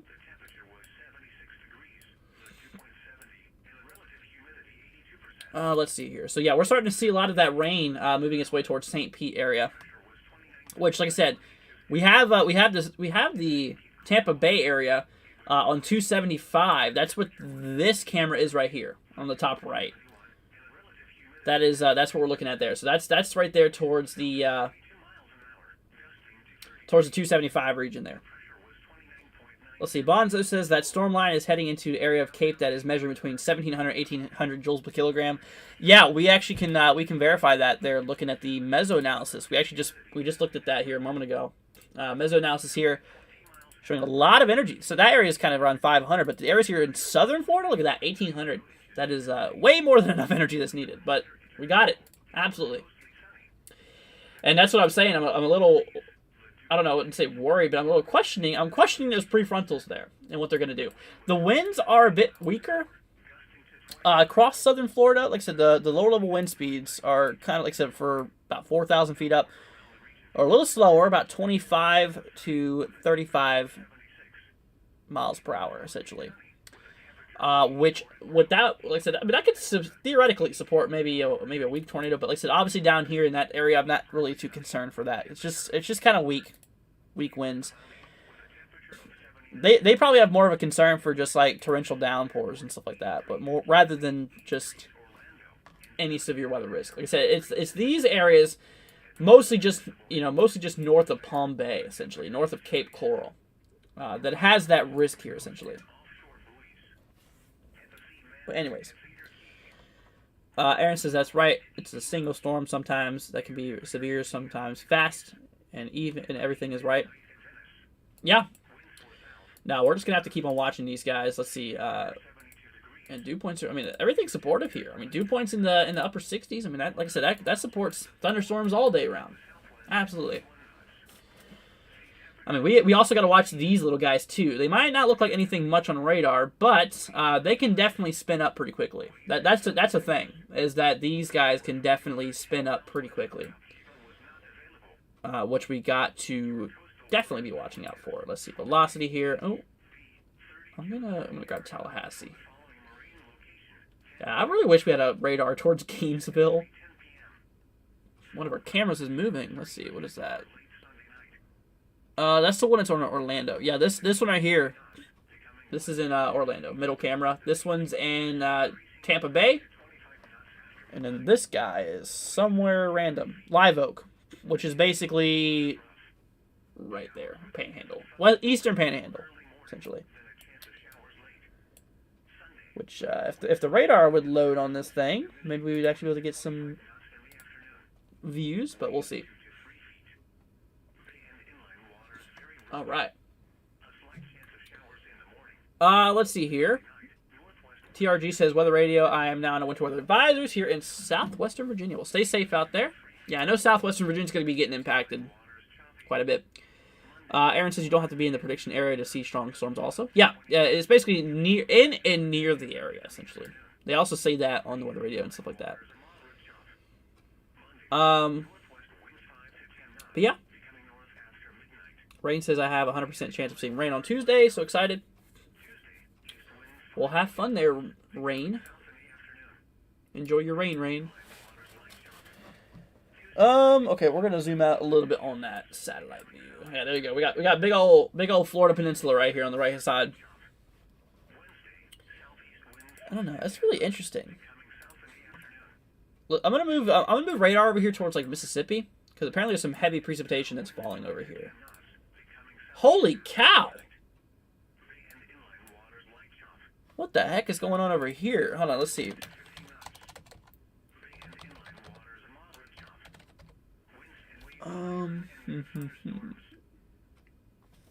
Trying to find some cameras for Mississippi because, like I said, there's a pretty aggressive looking blob of rain is happening here on the backside. Like that's some serious stuff here.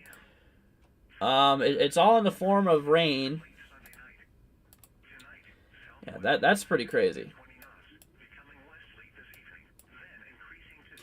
TRG says we're one day out in the storm hitting me. The National Weather Service says there still is uncertainty. Yeah, there is. You know, it's very difficult to forecast winter weather, especially with elevational difference. Very difficult. So you got to give them credit. I mean, they try. They do their best. You know, because with winter weather, you got to worry about where the rain's going to be, what the temperatures are going to be at, not just at the surface, but way up in the sky too. Because if you have a big spike of warm temperatures, that would melt any snow and turn it into freezing rain or whatever. So there's a lot of factors that comes in with it. A lot of factors that comes in with it here. Anyways, let's take a look here back at velocity here. Yeah, look, I think we're looking pretty good right now. We're just gonna have to just keep on watching this area here. It's like I said. I mean, even with these little thunder showers popping up here, they're just now moving towards like Gainesville area. Yeah, these guys. I mean, they might not look like much, but they could definitely do something. You know, if they wanted to, they could definitely fire off some tornadoes and stuff. Which is interesting. But we'll just continue watching this. Switch over back into Tampa. Yeah, like I said, it looks like Tampa area is starting to see a bit of rain. We'll probably see that pop up on the 275 camera here on the top right. Once again, that's right here in the Tampa Bay. The camera's, I think, right in here.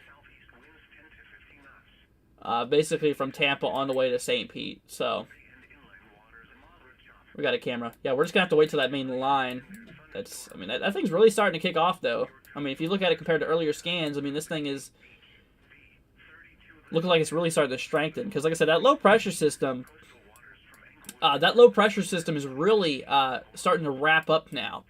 So obviously, it's really starting to crank essentially. Also, going to keep a little eye on these guys. Which let's move to a close radar here. Let's say Palm Bay here. You know, I'm surprised that they did not put a weather radar in Orlando. They put one in Melbourne. Yeah, we got some little shrimpies, little pop-up cells, little beans. Call them bean cells. Beans or shrimpies. Like I said, beans or shrimpies essentially. Let's see here. So obviously, yeah, we'll watch out for those guys. Not too concerned about them right now, but just another little thing that we got to be watching out for. Essentially. Let's see. Aaron says I am watching the radar on my radar scope, and yeah, the line looks like it's starting to look more healthy. Yeah, it is. I mean, look at that. Even that looks pretty good. It's looking a lot better. That is for sure. Which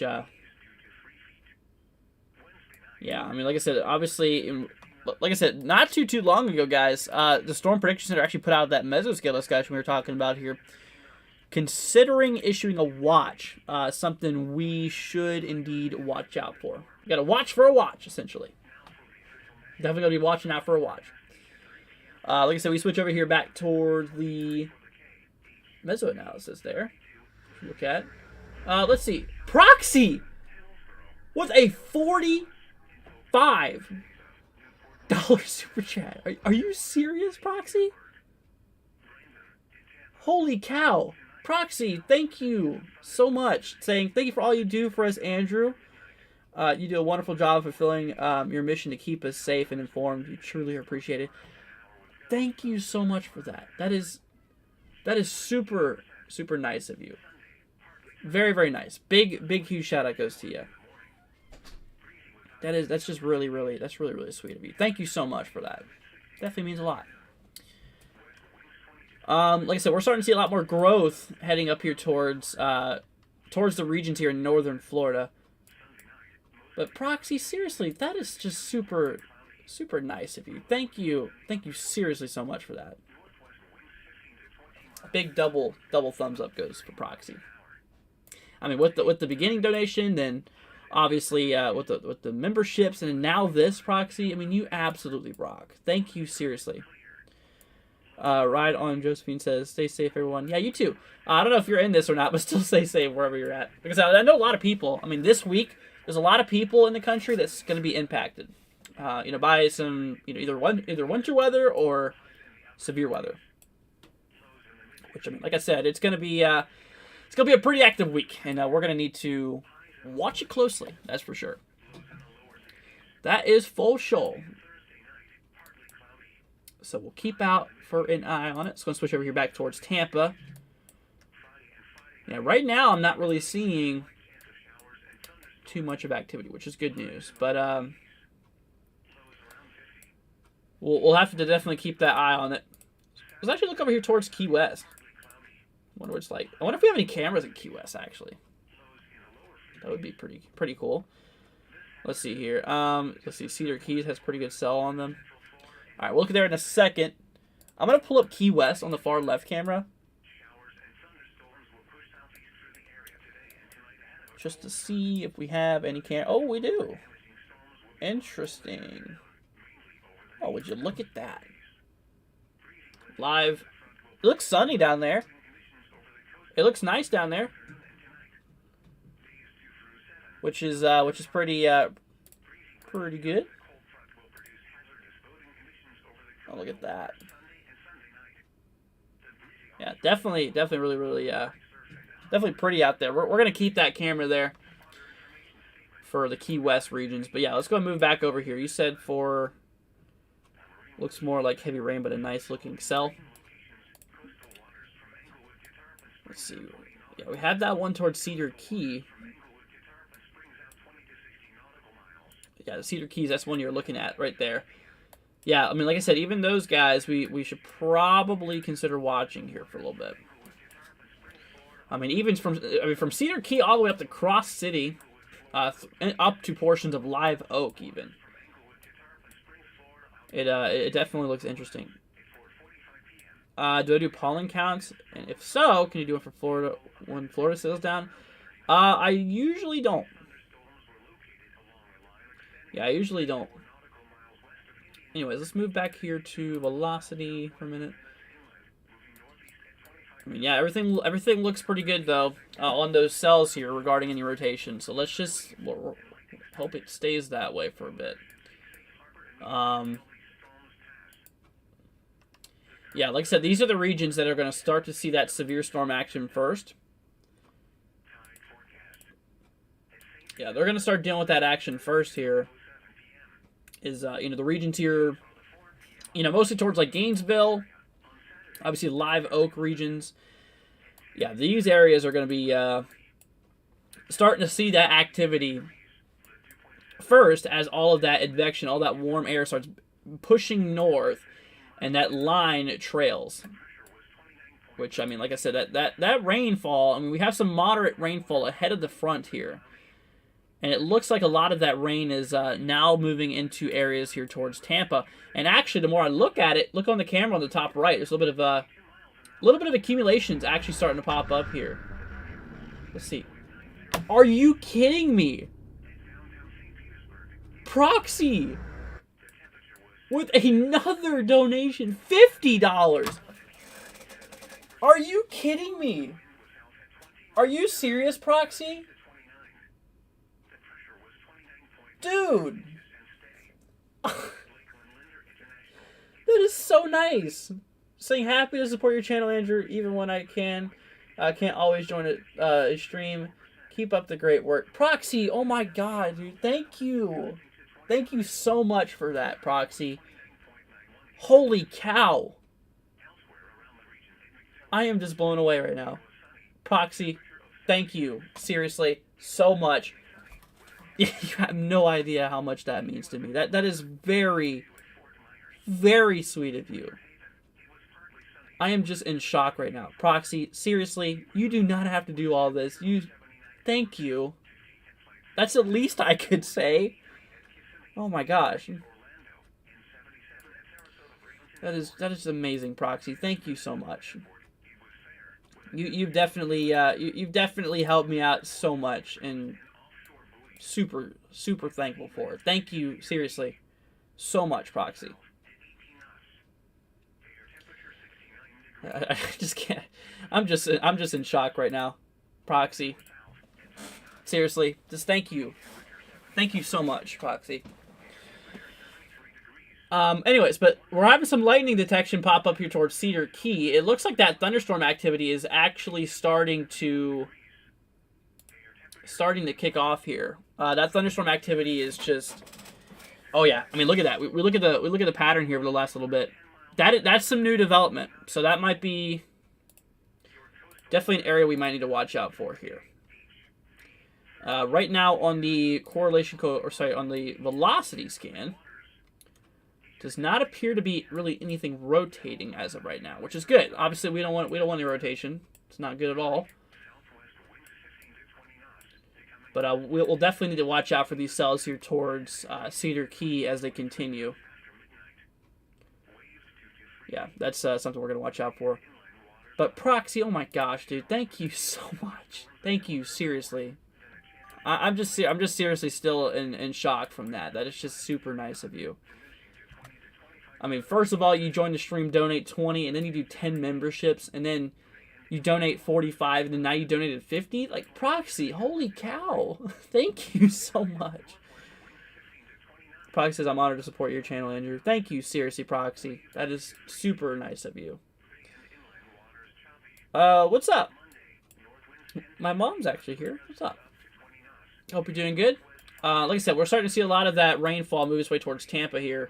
You can start to see some of it move its way towards the camera view, so we're gonna have to definitely keep an eye out there for that. And like I said, obviously here with the Storm Prediction Center, like I said, once again they are considering issuing a watch here. Like I said, we take a look here over at the. Like I said, we take a look here over at the Storm Prediction Center, and they are indeed considering issuing that watch there. Probability of watch issuance at a 40% chance. So it's kind of an unlikely concern, but there is a small probability here. Just north of the Tampa Bay area. Does include Ocala. I can already, yeah, Aaron was saying that earlier. Yep, this does include Ocala. This is just north of Orlando. And I think this does include Daytona. But like I said, I don't think they're going to be issuing this anytime soon. They're probably going to wait until that front gets closer. Like I said, right there is where that's at. Right there is where that line is at right now at the moment. But that's what we're looking at there. Aaron says might have a little wind, the brighter colors, but nothing severe. Yeah, that's another thing. That's another probability, is the possibility of some of those wind gusts. You know, perhaps some of those wind gusts could get up to, like I said, maybe up to 60 miles per hour out of some of these out of some of these storms here. But yeah, definitely towards Cedar Key, things are increasing here. That cell right there, getting ready to move here towards Highway 24 and 1998, whatever that is. Yeah, we're gonna need to watch out for that guy. Looks like it's heading here towards like Otter Creek region, Usher, which we're gonna keep on watching here. We'll keep it on it. We'll see what things do. And then, like I said, obviously, once this main line moves its way into Florida, that's where the big problem arises. That's where oh, that camera's buffering. So that's where that one problem arises there. We're gonna switch up cameras here. Let's see. We're gonna move over here towards like Crystal River region. Okay, we're just grabbing another camera. Like I said, we have an endless supply of cameras today. So, let's see here. Bonzo says, as of now, Cedar Key Cape is between 400 and 600 joules per kilogram. So hopefully it will just be thunderstorms. Yeah, hopefully. I'm actually going to look at that to show you guys what we're talking about. Like I said, typically thunderstorm energy that's required is about, anywhere from 500 and higher for possible strong to severe thunderstorm activity there. I'm seeing about 700. I'm seeing 500. So I'm seeing 5 and 700. That's a little interesting. But I mean, there's definitely enough instability there. Wind shear is pretty high up there, too. No, honestly, yeah, this is a cell we should probably watch out for. I mean, it does have the environment with it. It does have that environmental support to maybe kick off something. Because, like I said, it still has those strong lower-level winds here. Like those winds that are pushing north at probably about 25, 35 miles an hour. And then, obviously, you can see the motion of the storms are tracking northeast. That's mostly because the mid-level of the atmosphere winds are moving northeast here. So, theoretically, not saying it will, but these storms could pop off into something if they wanted to. Aaron says, you're doing a great job. Appreciate what you do. No problem. And thank you so much there, Aaron. Greatly appreciate it. That's super nice. Vicky says, anything in Miami? Miami, no. Not really. Nothing more than just some thunderstorms being possible. We got a few stray thunderstorms, just little thunder showers. Itty-bitty little cells. To the west of Miami, a few to the south, but no, nothing severe. That severe weather outlook area includes basically, towards Tampa to Orlando and up north, essentially. But anyways. That is, that's kind of what we're looking at. Yeah, we're having a lot more lightning detection happening of this one cell. Usually with lightning, if you start to see an increased amount of lightning activity, both with tropical cyclones and land-based thunderstorms, usually an increase in that. I'm trying to change my light. I'm going to turn it down a little bit. With an increase in that activity shows that there is a possibility of, like I said, it shows that there is a possibility of, increasing, strengthening, essentially. Let's see, is the tornado threat over? No, the tornado threat's just basically just starting, essentially.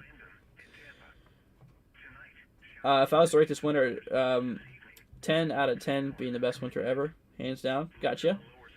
Do I know Ryan Hall? I do. Not personally, but I know him.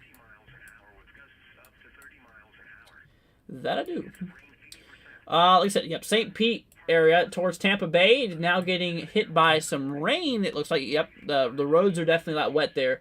Like I said, once again, that's on the top right camera there is on Interstate 275 between St. Pete and Tampa. Obviously, right, this is a big old bridge, essentially, going across. The camera is located, like, right in here. Which, like I said, obviously we're watching there. But look at that. That Cedar Key storm. That thing seriously is kicking up. I mean, that thing's... We go back a few frames here, right? I mean, we go back a little bit of time ago. You see, I mean, they've been getting a little bit of activity. But that one, yeah, this storm is definitely... We're going to go back 7 frames to make it a little bit better. But look, that Cedar Key storm starting off is not really much. See how it's just kind of a little bit of thunder showers, and then now at latest scans it turns more into like darker red.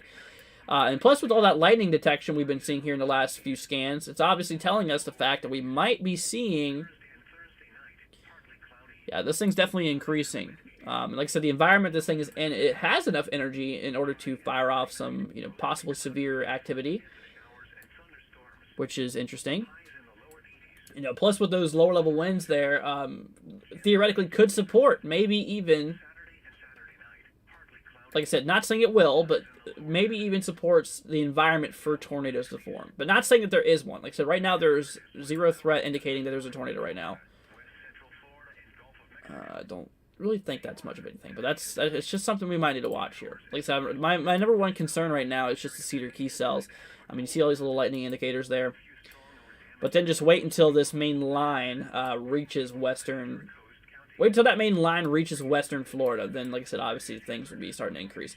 Because, like I said, I mean the instability values is about, you know, we measured about 5 to 700 mixed layer CAPE, which I said that's typically, I mean, that's kind of on the lower end of the spectrum. Like I said, anything over 500 produces severe weather. We can, and down here we have like nearly like 1,500 to 2,000, which is a lot. So down in southern Florida, there's a lot of energy there.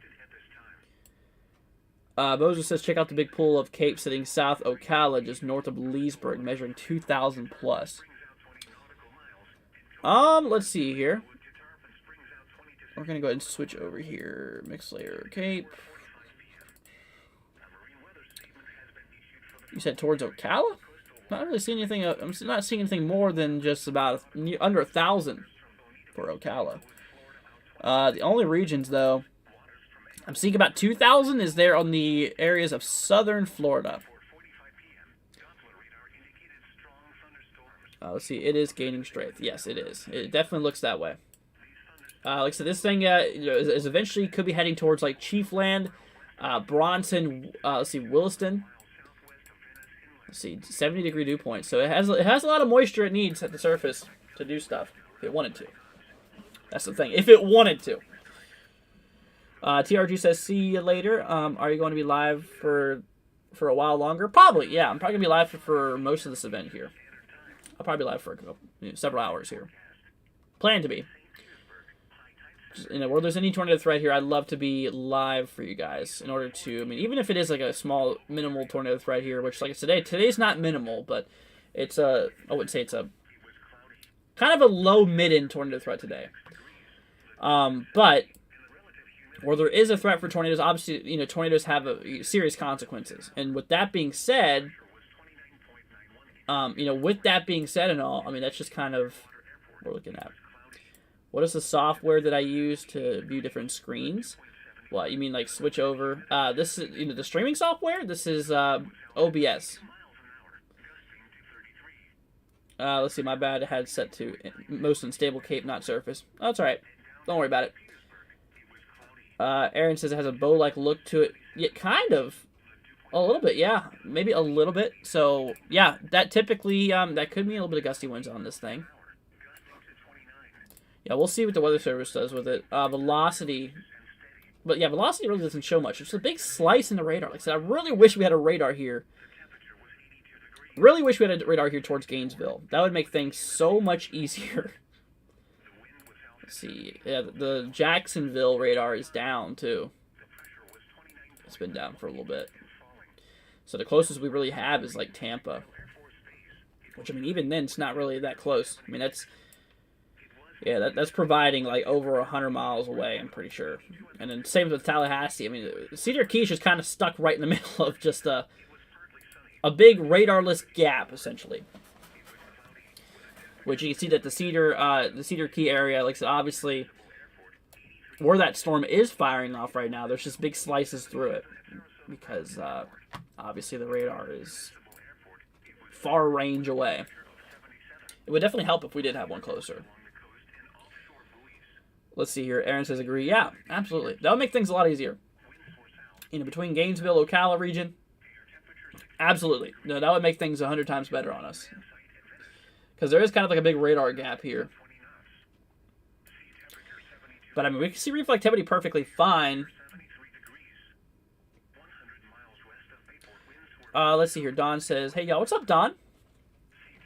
Hope you're doing good. I know I'm having the same issues. Yeah. Time to Kill says, it was 58 degrees and sunny here today. Got some hiking in. Wow. Hope you had a good time there. Vicky says, prayers if you were in the Turkey/Syria earthquake. Yeah, I heard about that. It's not good. Brady says, NWW, if it does shift next week for Texas, where would it be? What? Oh, you mean like where would the risk shift to? Honestly, probably, let's see, well, they have it right now for areas like, let's see, for the big event, like I said, for next week here. They have that area. I would say probably they might extend it south, possibly. Ariana says, what about Louisiana? Yeah, no, Louisiana's got to watch out for later this week. I'd say between, like, Wednesday and Thursday. If you're across Louisiana, watch out Wednesday and Thursday, because it looks like some pretty violent storm activity could be happening. But today, no. Today there's no, there's not even any thunderstorm threat across the regions there, so we're good. Let's see here. Eventual watch issuance is possible. That's quote from the Storm Prediction Center here. I'll go ahead and show you guys here once again. Like I said, they are considering issuing a watch for areas of Florida. They updated this, or they posted this about an hour ago. And like I said, obviously they said a threat for damaging winds and a couple of tornadoes may gradually increase this afternoon, while not immediately likely, eventual watch issuance is possible. Eventual watch issuance is possible. So that might be something to keep an eye here for. Yeah, but we're watching this Chiefland, Bronson, Williston.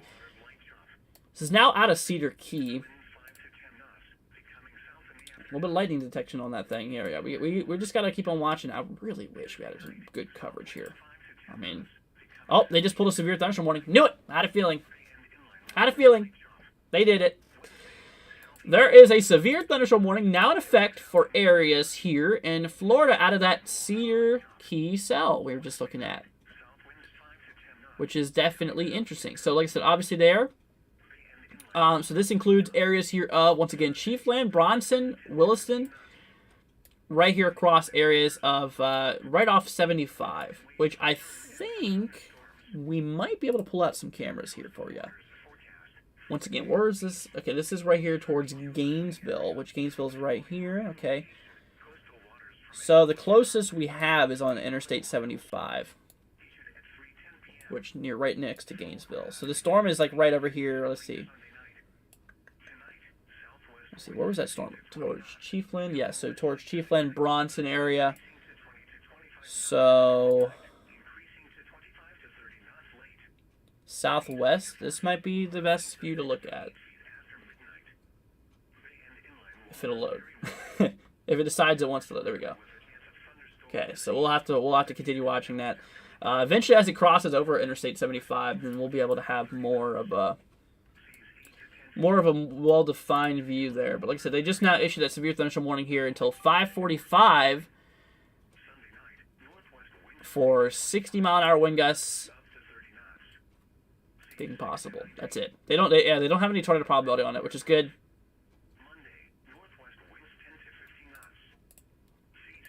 Maybe some small hail, penny size, nothing crazy. Yeah, penny size hail's nothing to worry about. It's those wind gusts that you might need to watch out for. Once again, this is in Florida, by the way, guys. This is in areas here west of Gainesville, west of Ocala, for Bronson, Chiefland, and north of Cedar Key. Also includes Otter Creek, Gulf Hammock, Usher, and those regions there. Do I know the movie Twister? I grew up with that movie, yes. I actually blame Twister for what I'm doing right now. You know, when I was little, that's what sparked everything for me, is Twister. Aaron says I knew it would become one. I had a feeling, too. It definitely was kind of hinting towards that now, wasn't it? Let's see. Lava Command not expecting to perform well. Convection and flash flooding makes daytime heating very low. Yeah, that could be a problem. We'll see. Well, yeah, we'll definitely have to see there. I'm just waiting for that line to reach these areas with more heavier instability. It's going to be interesting to see. Rain says VHS, yes. Yep, VHS, that's what I used to watch it on. And I remember specifically a time even where I've watched it and I rewind it and watched it again. See, Sewing says Twister was filmed where I live. Interesting. That's cool. That's really cool. But anyways, that's that. Well, once again, everybody, severe thunderstorm warning. The first one we have here has gotten issued for areas of Chiefland, Bronson, once again towards west of Williston. Williston, north of Cedar Key, north of Inglis. Once again towards Gulf, Hammock, Otter Creek, Usher, Chiefland, Bronson. Like I said, this is basically just west of 75, west of Interstate 75 here. Includes 1998, 345, 24, 345, 337. I don't know if I already said 339. But those roadways are impacted. Yeah, Highway 27 and Highway 27's impacted pretty well. Yeah, mostly through East Bronson and Bronson itself. Through Chiefland. Yeah, you guys are probably going to get that precipitation here within the next 10 minutes or so. Have you ever used WSV3? Well, what does this tell you? It's right here. Yeah, I use it every once in a while.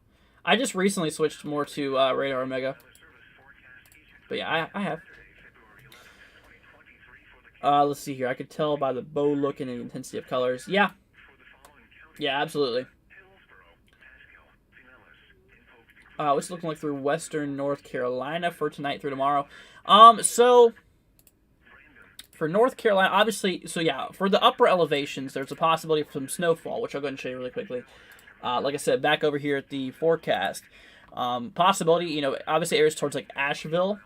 Those regions here towards Hickory might see a trace, but Asheville kind of in that zone of maybe 1 to 3 inches there. Some localized areas could see a decent amount of snow, actually.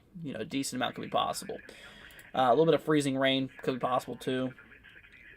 Wind gusts here could be pretty strong. Yeah, that's a thing out of the system. Those winds are going to be cranking a bit. Kind of around the 30-mile-an-hour wind gust area. Temperatures tonight, not really hardly breaking freezing. Tomorrow, pretty warm. But the night after, it's a little bit more cooler. That's that. Let's see here. So, yep. That's what we're looking at. Let's see here. Okay, station ID KX60. 72 degrees Fahrenheit, and the winds are pointing northwest. So we're having 5-mile-an-hour winds here in Williston right now. We got another one. Oh, look at that, 14-mile-an-hour winds, 21 gusts here. This is in Cross City, which is just west of Chiefland. Actively where we're watching this here at the moment. So, like I said, Chiefland, Bronson, Otter Creek, Gulf, Hammock, Usher. Yeah, look, that's moving through Chiefland right now. Bronson, you're right on the brink there. Starting to get that heavy precipitation here.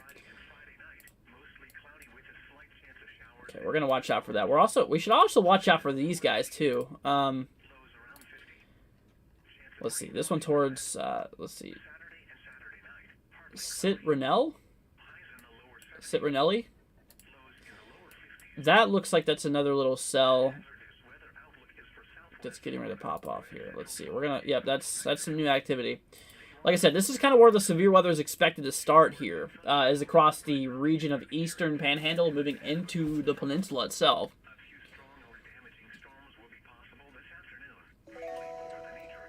Let's see, Lakeland immediate. Yeah, yep. That was my Weather Channel alert for Lakeland, because I was down in Lakeland for a long time. Yeah. Like I said, we have a bit of moderate precipitation moving through Tampa right now. Eventually, it's going to track its way towards Lakeland, Winter Haven region. Eventually towards Kissimmee, possibly. But another one at Crystal River looks like to be getting pretty intense. Let's see here. Okay, we have this guy. We have, yeah, that's the one I was looking at there. Yeah, we got some pretty heavy precip in that one. Velocity. Oh, what's that?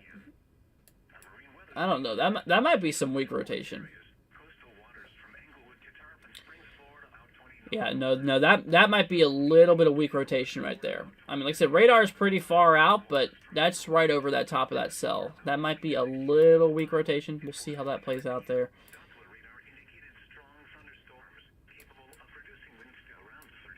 Interesting.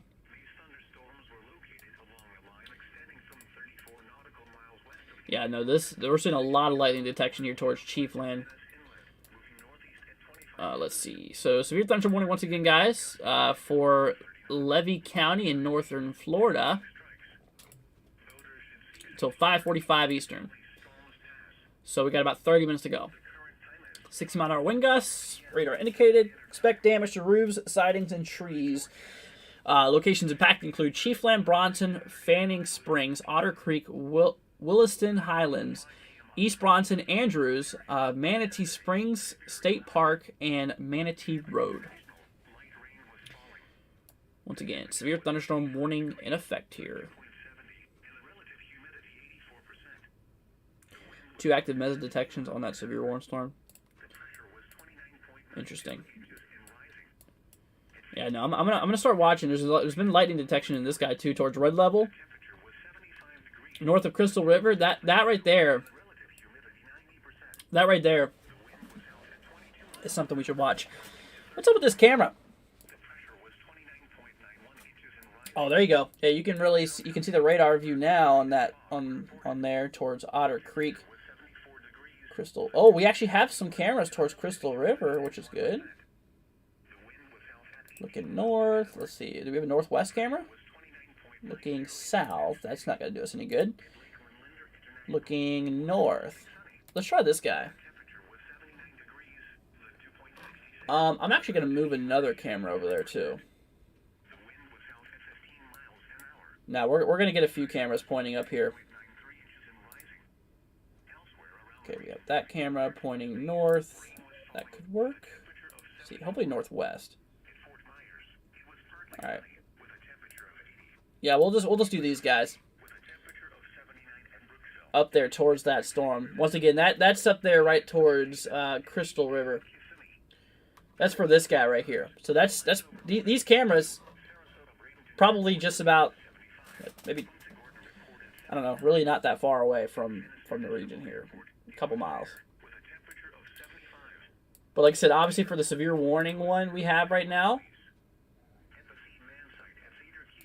like I said, obviously with the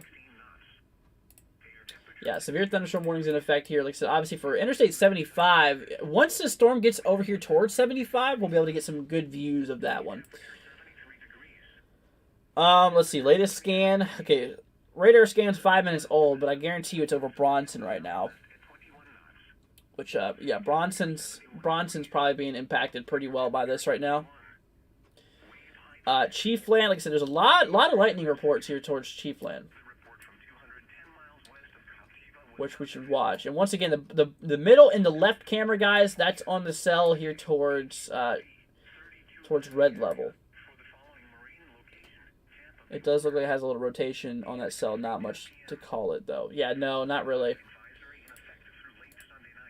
Yeah, no, like I said, it looks like there might be a little bit of rotation on that thing.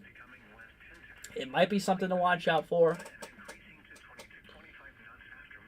But we'll definitely see how this does evolve, that's for sure.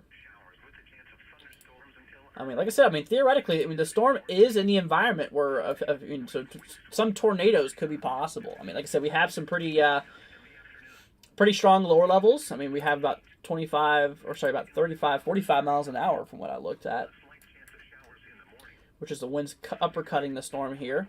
Across about 4,000 feet or so, pushing up north. Then obviously the mid levels of the atmosphere, about 30,000 feet, they turn northeast essentially. So we have a wind direction change, which obviously could cause some things to start spinning. That's kind of the main thing here. That could cause some things to start spinning here. So we'll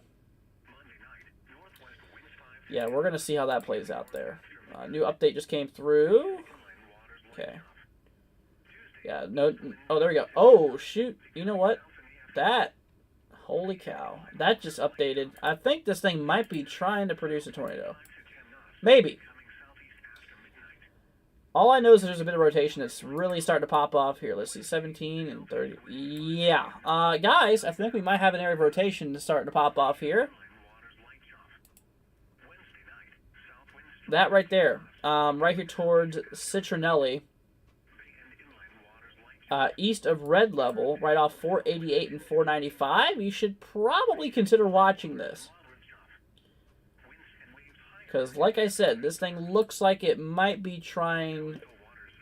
Yeah, this thing's definitely rotating a bit. That latest scan, that latest radar scan is showing a decent amount of rotation on that cell.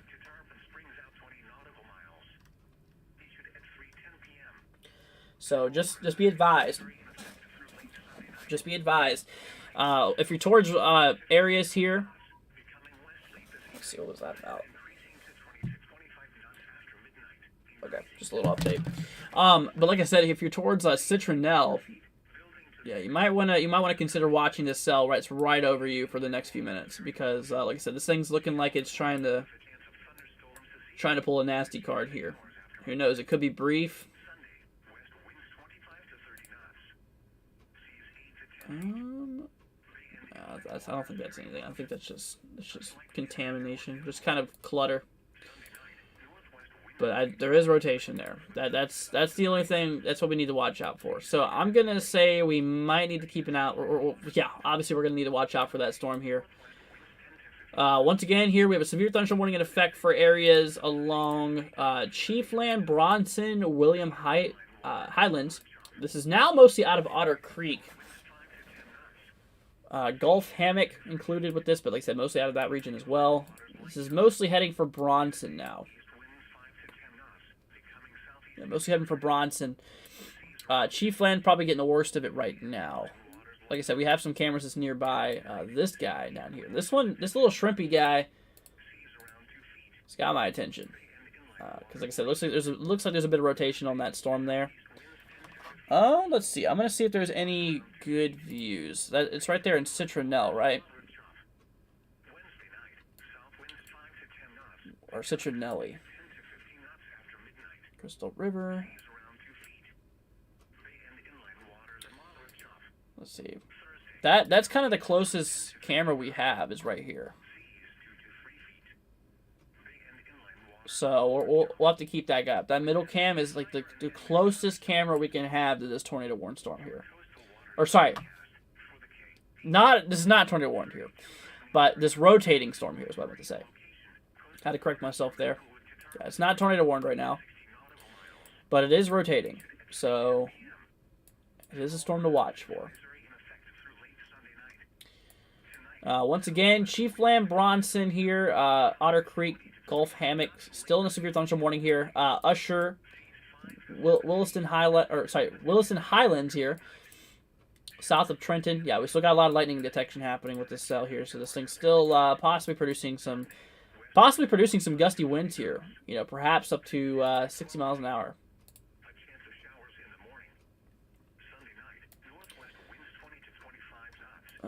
Yeah, I mean, we should probably even watch out for these guys too. That's popping off. Yeah, no, it's gonna be real interesting once this line moves its way into Florida. Like I said, it's gonna be real interesting to see once that line moves into Florida, because like I said, that's where a lot of the end packs are at. See, Tallahassee, yeah.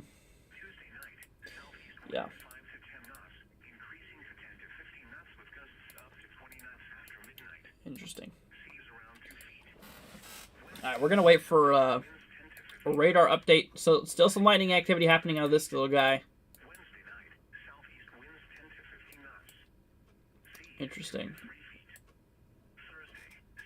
Just wanted to say love y'all. Just having a hard time right now. Sorry to hear that, Moo. Hope things get better for you.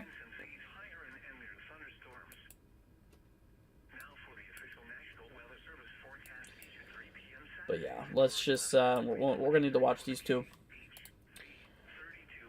Let's pull up a little bit of a meso-analysis view. Let's see. So like I said, this is live conditions here.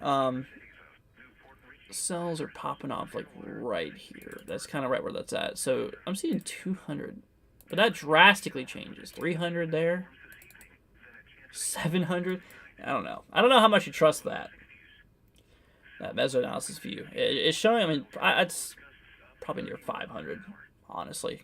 Mixed layer cape there. So there's enough energy to be, enough energy to fire off these storms here, which theoretically could have enough oomph in it to do some nasty stuff. Which, let's hope not. Let's hope not. Last radar update was at 5:17. It's now 5:24. So here soon we should get a new update here. Let's see that. The 5:17. Yeah, no, that definitely looks like it's trying to do something. Hopefully the next update is not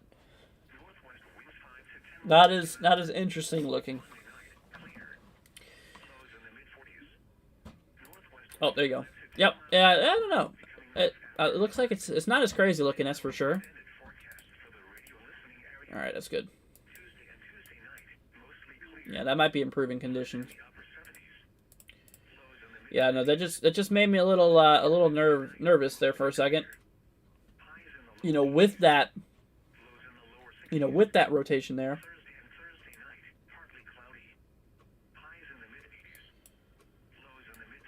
But anyways, that's what's going on down there. Let's check up on these little guys over here towards eastern Florida. I got a bit of those. Seems like it's mostly over that lake. Have you noticed that? The radar is like showing them mostly over the lake. There might be some type of ignition source over that lake. Maybe free roaming winds that will spark those updrafts. I don't know. That's a little interesting, I find. You're right there towards Orlando. Yeah, southeast of Orlando, we got a few little showers, thunder showers pushing through. Lakeland, yeah, starting to get some of that band here. That precipitation looks like it's been increasing here. Interesting. Yeah, it's getting ready to impact Lakeland here probably in the next few minutes. So with that being said, let's just keep on watching. We'll just keep on watching these areas. This little guy we should probably watch out towards Ozello. Getting ready to move in the Crystal River. We have this guy here we're looking out for south of Tidewater. This guy southeast of Gulf Hammock is kind of what we were looking at there. See Bronson, we have Chiefland. Yeah, those guys are still in that severe thunderstorm warning. We have about 20 more minutes to go before those get expired. So we don't have too much longer to go.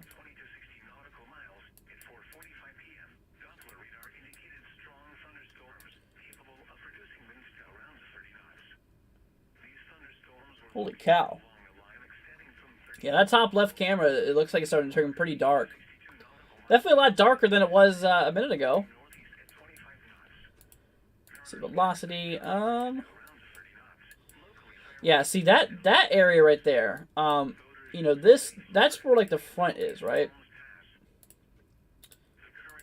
Yes. So that's the area we got to be watching out for. Like whenever this line moves into Florida, which is not good.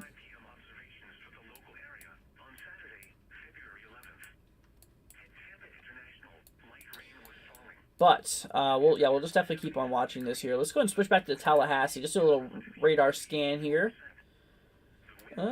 Yeah, not really seeing anything necessarily rotating, which is good. Yeah, we don't want any rotation. Rotation can stay away. We don't want that. We really don't want that. I'm gonna turn off this light, y'all. But yeah, we definitely do not want that rotation there. That is just not cool. Not cool at all. A bit of rain here east of Tallahassee kicking off. Yeah, no, wow. Look at this. Up here towards like Live Oak. These are starting to fire off now. No, yeah, no, we're starting to get some activity kicking here, y'all. Yeah, that's some like new development in the last little bit. I mean, look. We'll actually drop back about 30 frames here, 30 radar scans. Look, yeah. Yeah, no. I mean, here in the recent scans, you can see how that's been moving inland. Like, right here's the coastline. Yeah, no. Yeah, you can't tell me that things aren't getting a little bit more stronger. Let's see. We need a camera towards White Springs. We might be able to pull one out. We're going to get rid of that Tampa one. That's in the top right. Where does this need to be? Towards Lake City. This is north of Gainesville. Okay, there's Lake City.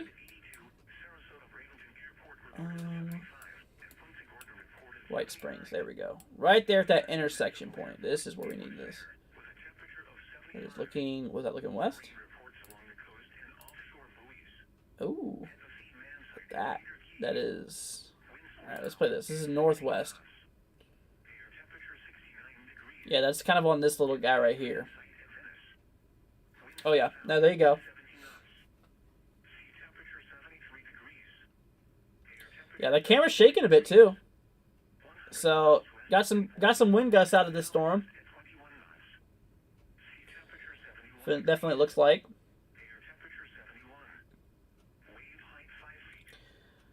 What's up, brothers? What's up? Hope we're doing good. Yeah, but that little line there, I tell you what, yeah, we got to be watching this here, guys, over the next few minutes, or really from now on, essentially. Because, like I said, I mean, those storms are the ones that, in a matter of no time, could do something nasty. Let's see, Tampa just really sucks. I mean, look at this. We have big holes in the radar here. Probably because there's no precipitation on that scan. But we look at the... yeah, I mean, there is just holes in the radar, though. I mean, like, look. There's just not good views here. Once again, we have Jacksonville, but the radar's down. Oh, we have this guy. I don't even see you up there. Not really helpful. Really not. Maybe towards a live oak storm, though. That could be quite helpful. Yeah, no, there's no rotation on that one right now, but it looks like traffic's slowing down from probably the reduced visibility of that storm system that's moving through. So that kind of seems like that's what's happening right now. Let's try Tampa again. Let's see. Nothing in Tampa. Good. Yeah, I think the southern Georgia radar might be our best option right now.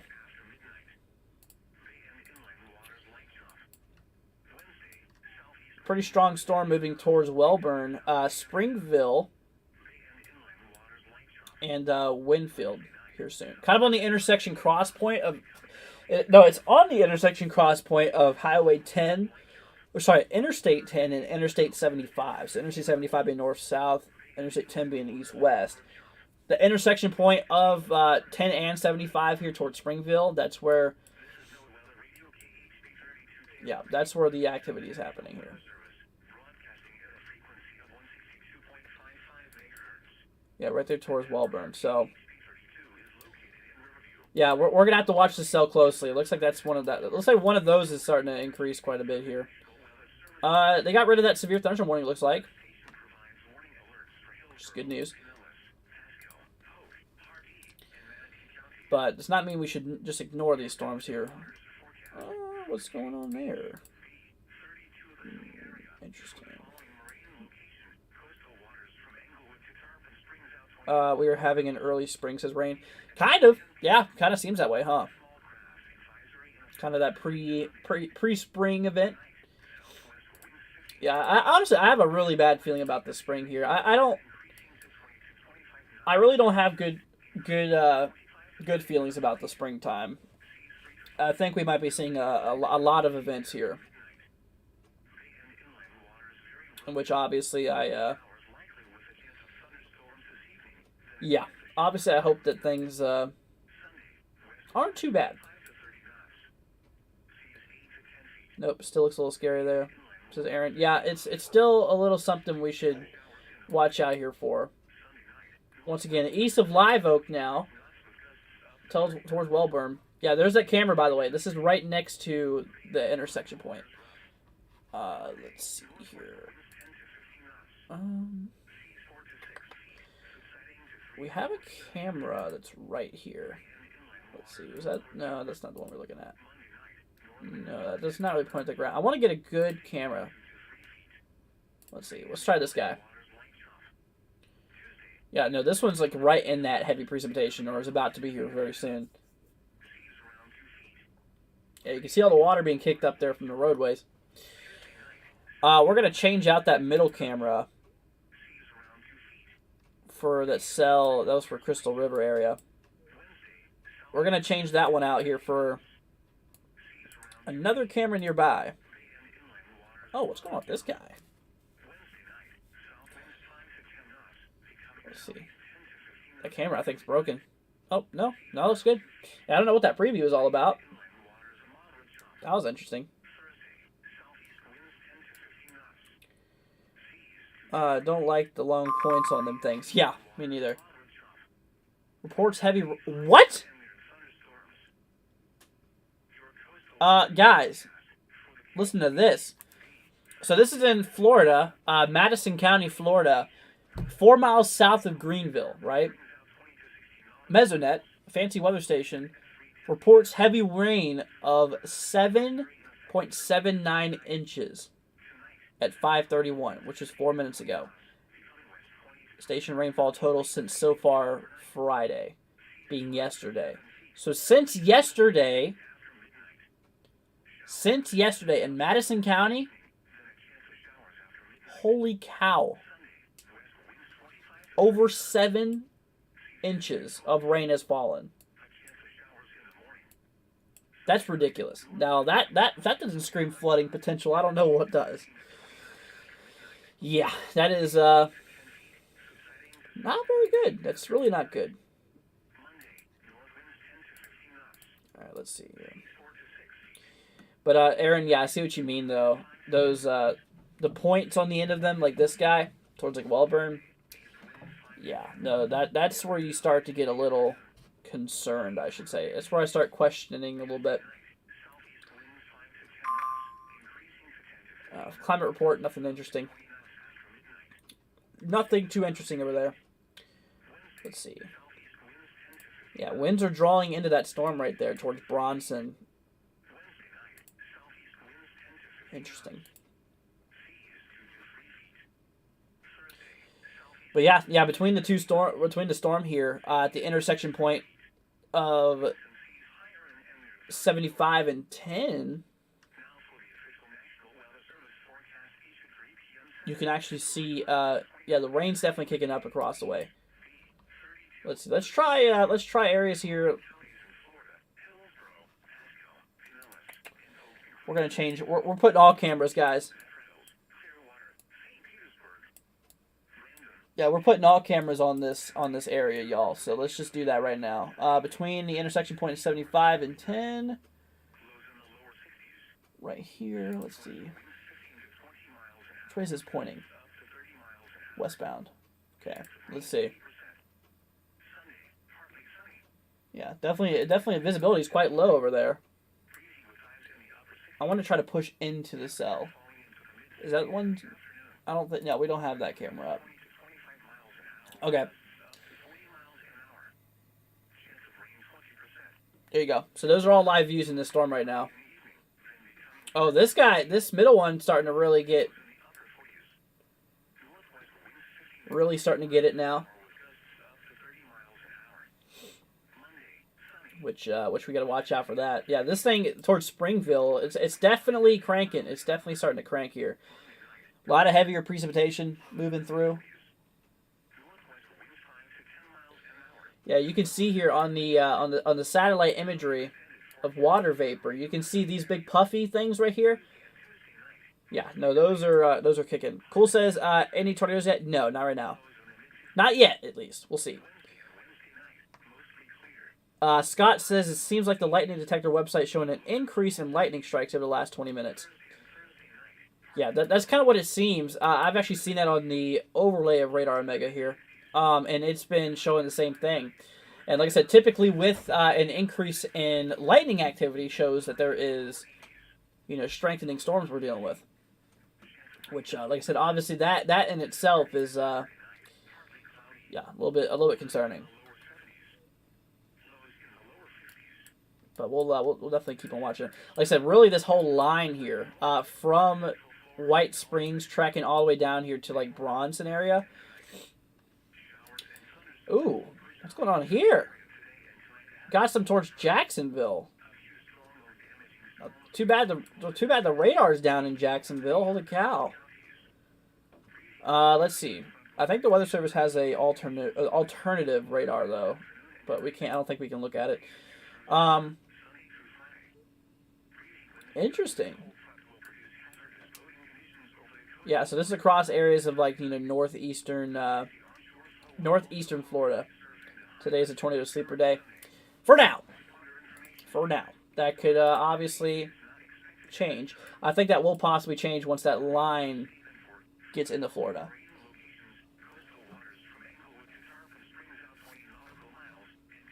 I mean, which I mean, it looks like it's moving pretty. The line's cranking, you know. Cool says 100 likes. Nice. Thank you guys for all the support. By the way, big shout out goes to you. Once again, Proxy, the big supporter of the channel today. Thank you so much if you're still here. Ben Taylor, Mr. Install, all of you guys, thank you so much for supporting us. Like you guys absolutely rock. Thank you seriously. Once again, just have to give you all a shout out every once in a while for all the support you guys have given me. So seriously, thank you so much. Definitely means a lot. Let's see. So yeah, Lake City region. Well, the good news is, like I said, the good news is we're not really seeing much of crazy activity right now. How long have we been live? 2.5 hours. Interesting. Gotcha. Well, I tell you what. So, guys, I think we might head on the break here for a few minutes. 10 minutes probably. So, if that's okay with y'all. We're just going to take a little 10-minute break here since we've been live. Get up and stretch. Maybe get me something to eat for dinner because I haven't ate anything. I'm going to eat really quickly. 10-minute break. So don't go anywhere. Like I said, if you are new to the channel, consider hitting that subscribe button. Be greatly appreciated.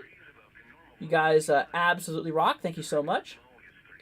And like I said, we'll be back here in 10 minutes. So we're going to set up our timer right now. All right, my friends. We'll be back here very soon. Don't go anywhere. Grab yourself a snack. Grab yourself something to eat. Share this with your friends and family. And we'll be back here momentarily, my friends. All right, my friends. See you all here in a few moments.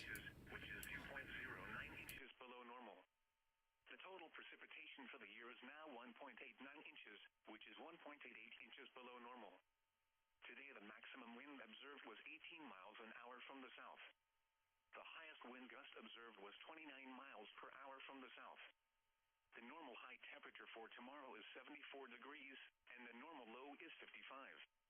The record high for tomorrow is 87, which occurred in 1959, and the record low is 33, which occurred in 1955. Sunset tonight is at 6:18 p.m. Sunrise tomorrow is at 7:10 a.m. These are the 5 p.m. observations for the local area on Saturday, February 11th. At Tampa International, light rain was falling. The temperature was 75 degrees, the dew point 70, and the relative humidity 84%. The wind was south at 17 miles an hour. The pressure was 29.92 inches and rising. At St. Pete Clearwater Airport, rain and fog were reported. The temperature was 75 degrees, the dew point 72, and the relative humidity 90%. The wind was south at 22 miles an hour, gusting to 31. The pressure was 29.91 inches and rising. At downtown St. Petersburg, rain and fog were reported. The temperature was 74 degrees, the dew point 71, and the relative humidity 91%. The wind was south at 18 miles an hour. The pressure was 29.90 inches and steady. At Lakeland Linder International, it was mostly sunny. The temperature was 79 degrees, the dew point 66, and the relative humidity 65%. The wind was south at 15 miles an hour. The pressure was 29.93 inches and rising. Elsewhere around the region at MacDill Air Force Base, rain was falling with a temperature of 74. At Fort Myers, it was partly sunny with a temperature of 80. It was cloudy with a temperature of 79 at Brooksville, 50 at Plant City Municipal Airport, 80 at Winter Haven, and 82 at Kissimmee. Under cloudy skies, Orlando reported 82, Sarasota Bradenton Airport reported 75, and Punta Gorda reported 79. At at Venice Municipal Airport, it was fair, with a temperature of 75. Marine reports along the coast and offshore buoys. At the sea man site at Cedar Key. Winds were south at 16 knots. Air temperature 69 degrees. At the sea man site at Venice. Winds were south at 70 knots. Sea temperature 73 degrees. Air temperature 73 degrees. 100 miles west of Bayport, winds were from the southwest at 21 knots. Sea temperature 71 degrees. Air temperature 71. Wave height 5 feet. Wave period 5 seconds. The report from 210 miles west of Captiva was not available. Your coastal waters forecast for the KHB 32 listening area for the following marine location, Tampa Bay waters. Issued at 3:10 p.m. Small craft advisory in effect through late Sunday night. Tonight, southwest winds 15 to 20 knots, becoming west 10 to 15 knots late this evening, then increasing to 20 to 25 knots after midnight. Waves 2 to 3 feet. Bay and inland waters rough. Showers with a chance of thunderstorms until early morning, then a chance of showers late. Sunday, west winds 25 to 30 knots, diminishing to 20 to 25 knots in the afternoon. Waves 2 to 3 feet. Bay and inland waters very rough. A slight chance of showers in the morning. Sunday night, northwest winds 15 to 20 knots with gusts up to 25 knots. Waves 2 to 3 feet. Bay and inland waters choppy. Monday, north winds 10 to 15 knots with gusts up to 20 knots, becoming northwest 5 to 10 knots in the afternoon. Bay and inland waters a moderate chop. Monday night, northwest winds 5 to 10 knots, becoming north after midnight. Bay and inland waters light chop. Tuesday, east winds 5 to 10 knots, becoming south in the afternoon. Bay and inland waters light chop. Tuesday night, south winds 5 to 10 knots, becoming southeast after midnight. Bay and inland waters light chop. Wednesday, southeast winds 5 to 10 knots, becoming south in the afternoon. Bay and inland waters light chop. Wednesday night, south winds 5 to 10 knots, becoming southeast after midnight. Bay and inland waters light chop. Thursday, south winds 10 to 15 knots. Bay and inland waters a moderate chop. Winds and waves higher and near thunderstorms. Your coastal waters forecast for the KHB 32 listening area for the following marine location, coastal waters from Englewood to Tarpon Springs out 20 nautical miles. Issued at 3:10 p.m. Small craft advisory in effect through late Sunday night. Tonight, southwest winds 15 to 20 knots, becoming west late this evening, then increasing to 20 to 25 knots after midnight, increasing to 25 to 30 knots late. Seas 3 to 4 feet, building to 6 to 8 feet after midnight. Bay and inland waters very rough. Showers likely with a chance of thunderstorms this evening, then a chance of showers after midnight. Sunday, west winds 25 to 30 knots. Seas 8 to 10 feet. Bay and inland waters very rough. A slight chance of showers in the morning. Sunday night, northwest winds 20 to 25 knots with gusts up to 30 knots. Seas 6 to 9 feet. Bay and inland waters rough. Monday, northwest winds 10 to 15 knots. Seas 4 to 6 feet, subsiding to 3 to 4 feet in the afternoon. Bay and inland waters a moderate chop. Monday night, north winds 5 to 10 knots. Seas 2 to 3 feet. Bay and inland waters light chop. Tuesday, east winds 5 to 10 knots, becoming southeast in the afternoon. Seas around 2 feet. Bay and inland waters light chop. Tuesday night, southeast winds 5 to 10 knots. Seas around 2 feet. Bay and inland waters light chop. Wednesday, southeast winds 10 to 15 knots. Seas around 2 feet. Bay and inland waters a moderate chop. Wednesday night, south winds 5 to 10 knots, becoming southeast 10 to 15 knots after midnight. Seas around 2 feet. Bay and inland waters a moderate chop. Thursday, southeast winds 10 to 15 knots. Seas 2 to 3 feet. Bay and inland waters a moderate chop. Winds and seas higher and near thunderstorms. Your coastal waters forecast for the KHB 32 listening area. For the following marine location, coastal waters from Englewood to Tarpon Springs out 20 to 60 nautical miles. Issued at 3:10 p.m. Small craft advisory in effect through late Sunday night. Tonight, southwest winds 15 to 20 knots, becoming west 20 to 25 knots late this evening and overnight. Seas 5 to 7 feet, building to 7 to 10 feet after midnight. Showers with a chance of thunderstorms this evening, then a chance of showers after midnight. Sunday, west winds 25 to 30 knots. Seas 10 to 12 feet. A chance of showers in the morning. Sunday night, northwest winds 20 to 25 knots, diminishing to 15 to 20 knots after midnight. Seas 8 to 10 feet, subsiding to 6 to 9 feet after midnight. Monday, north winds 10 to 15 knots. Seas 4 to 6 feet. Monday night, north winds 5 to 10 knots. Seas 2 to 4 feet. Tuesday, east winds 5 to 10 knots, becoming southeast in the afternoon. Seas around 2 feet. Tuesday night, southeast winds 5 to 10 knots, increasing to 10 to 15 knots with gusts up to 20 knots after midnight. Seas around 2 feet.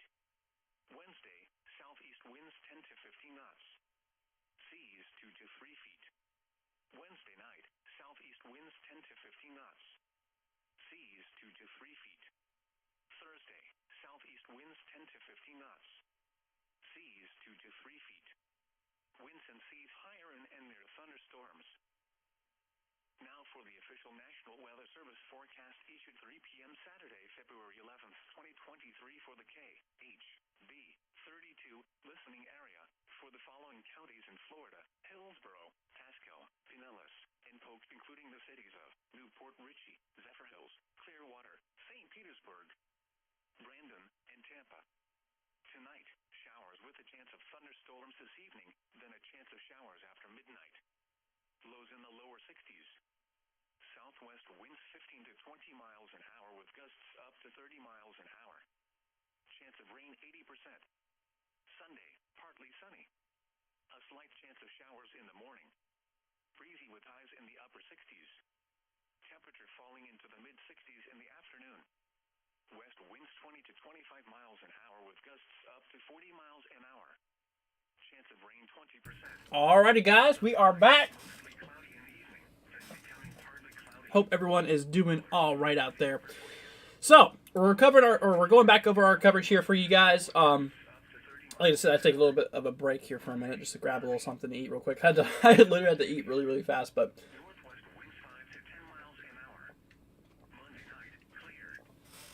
I hope everyone's doing all right out there. All right, let's go ahead and get right back on into it. So it looks like the storms. Wow, they've definitely with all those cameras and stuff, they're definitely soaked here. We are starting to see, like I said, that line is really kicking here. You know, it's really been kicking here for the last little bit. You can actually see how it's really starting to develop this line here. Like I said, we go way back here, right? Which I'll go ahead and show you. Like right there in the beginning frames, it started off as just a few little thunder showers moving its way inland towards, like Cedar Key region, Cross City region, and then obviously as we tracked our way down here in time, those cells have become a lot more organized. And in the latest frame, it's like a big line that's starting to form here. So Gainesville is getting ready to be impacted here by a cell that is getting ready to drive its way towards the region here. Like I said, basically just south and east of Newberry. So we're going to have to watch out for this. Same thing for Jacksonville. Yeah, it looks like, definitely activity in Jacksonville has increased here in the last little bit. Same thing towards, wow, that cell right there towards 95 St. Augustine, towards Hilden. That guy's starting to kick up here pretty good. We got some pink starting to pop up in there. Usually that indicates maybe even a little bit of ice crystal formation. which I don't think. I mean, there's really not really a hail threat, but the radar is scanning very far away though. That's the thing. The radar is scanning all the way from Georgia. Which obviously, with that being said, I mean it's just pretty much scanning very high up in the atmosphere. Where obviously this is a little bit more cooler. Tabletop says, "How is Wilmington, North Carolina looking like tonight?" So for you, my friends, obviously they're in southern areas of North Carolina.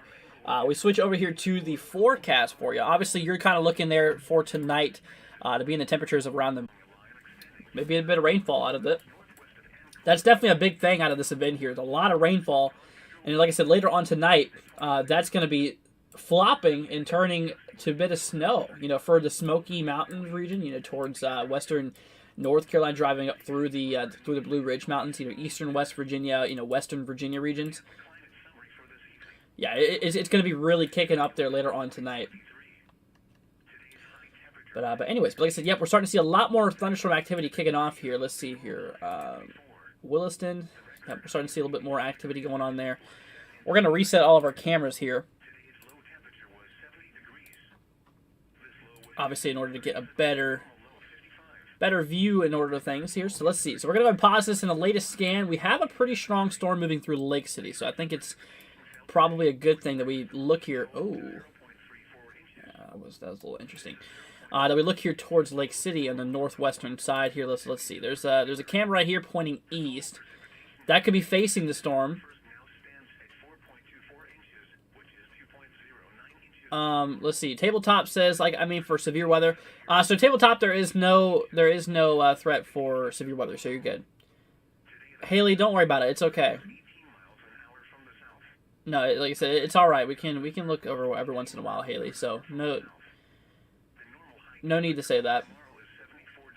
But yeah, so we have one in Lake City now. That's this guy right here on the far right. So we have ourselves, let's see. Let's try to grab another guy. So that's the one in Lake City. We also have that one towards eastern Jacksonville, which, like I said, obviously eastern Jacksonville looks like it's getting hit pretty good. This one is pointing east. That might be a good camera to look at. Let's see here. Yep, we're going to let that one load. Oh, yeah. Nope, that's a good camera to look at there. Then, of course, that's there in eastern Jacksonville. Probably should switch to, Ocala. Yeah, no, I'm gonna get a live camera here going through Ocala. Which, let's see. So, Greenville, Ocala, more to the south here.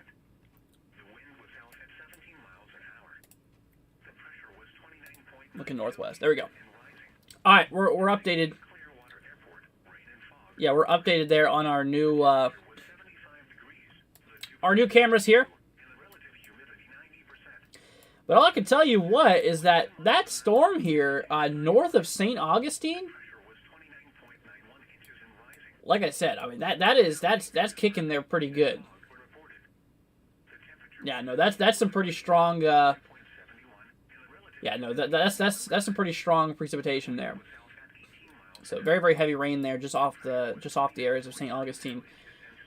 6 mile an hour wind. I don't know how up to date that is. Let's see. This was last update at 4:56 p.m. Oh yeah, literally over an hour ago. Literally over an hour ago, that was the update. So obviously that's a little out of date now. Let's see. Radar view. Really not showing too much. Yeah, really not too much activity there. It's good. Yeah, not really seeing any rotation. That's really good news. Just off the coast of Tampa, kind of the same thing. So we're good. So I don't see any immediate concerns for any tornado danger right now, which is always a good news. Which is always a good thing. Let's see. The storm predictions are talking any more about. Let's see. They still have that mesoscale discussion now. They issued it here. Valid at.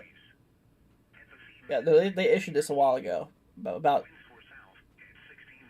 Central Time, 2:50 Central, which was 3:50 Eastern. So yeah, they issued it, yep, about 2 hours and 10 minutes ago. And like I said, they were talking about issuing a tornado watch, or some form of watch, across areas here throughout Florida, throughout areas of Florida here. So That's that. So that is that's kind of what we're looking at there. So yeah, that's what we're looking. So we obviously have the that line is getting a lot closer towards the Tampa area here. Like so, we play this in motion. Oh yeah, no, it's getting a lot closer. Like I said, once that line moves its way towards Tampa, that's when things are gonna start firing. What I believe.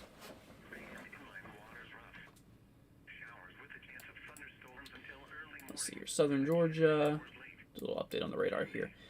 Yeah, no, right there in Lake City. Yeah, Lake City there. It's a pretty strong storm that's kicking off towards that region. Same thing north of St. Augustine. That thing's been kicking up there pretty good. What's up, Jakey? Hope you're doing good. Glad to have you here. Thank you for joining us. But they put that tornado watch probability at a 40% chance. And they quoted, quote unquote, a threat for damaging winds with a couple of tornadoes and may gradually increase this afternoon, while not immediately likely eventual watch issuance is possible. And that was direct quote from the National Weather Service Storm Prediction Center. Let's see, Caden said there should be a radar in Gainesville to get rid of that hole. Yeah, I agree. Well, I mean, typically we have Jacksonville, which is not a problem. I mean, typically Jacksonville is the radar you want to go with. But, oh, they just issued a special marine warning for that. But like I said, the thing is that the Jacksonville radar is down right now. Anyways, guys, new special marine warning has gotten issued here just off the coast of Jacksonville. Pretty strong storms we're looking at here. Let's see. This is right here towards Hilden. So let's see if we can find a camera here towards Hilden. That's in Jacksonville. We have right here. Let's see here. Englewood. All right, there we go. Bayard. Huh. Yeah, so central Jacksonville's right there. Let's see. Jacksonville Beach is over here. Yeah, there's Jacksonville Beach. Okay, so we need to follow. We got some cameras over here. Let's see.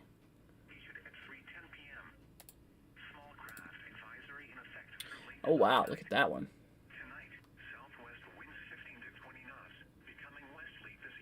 Yeah, that middle camera that's loading right there. Look at that sky.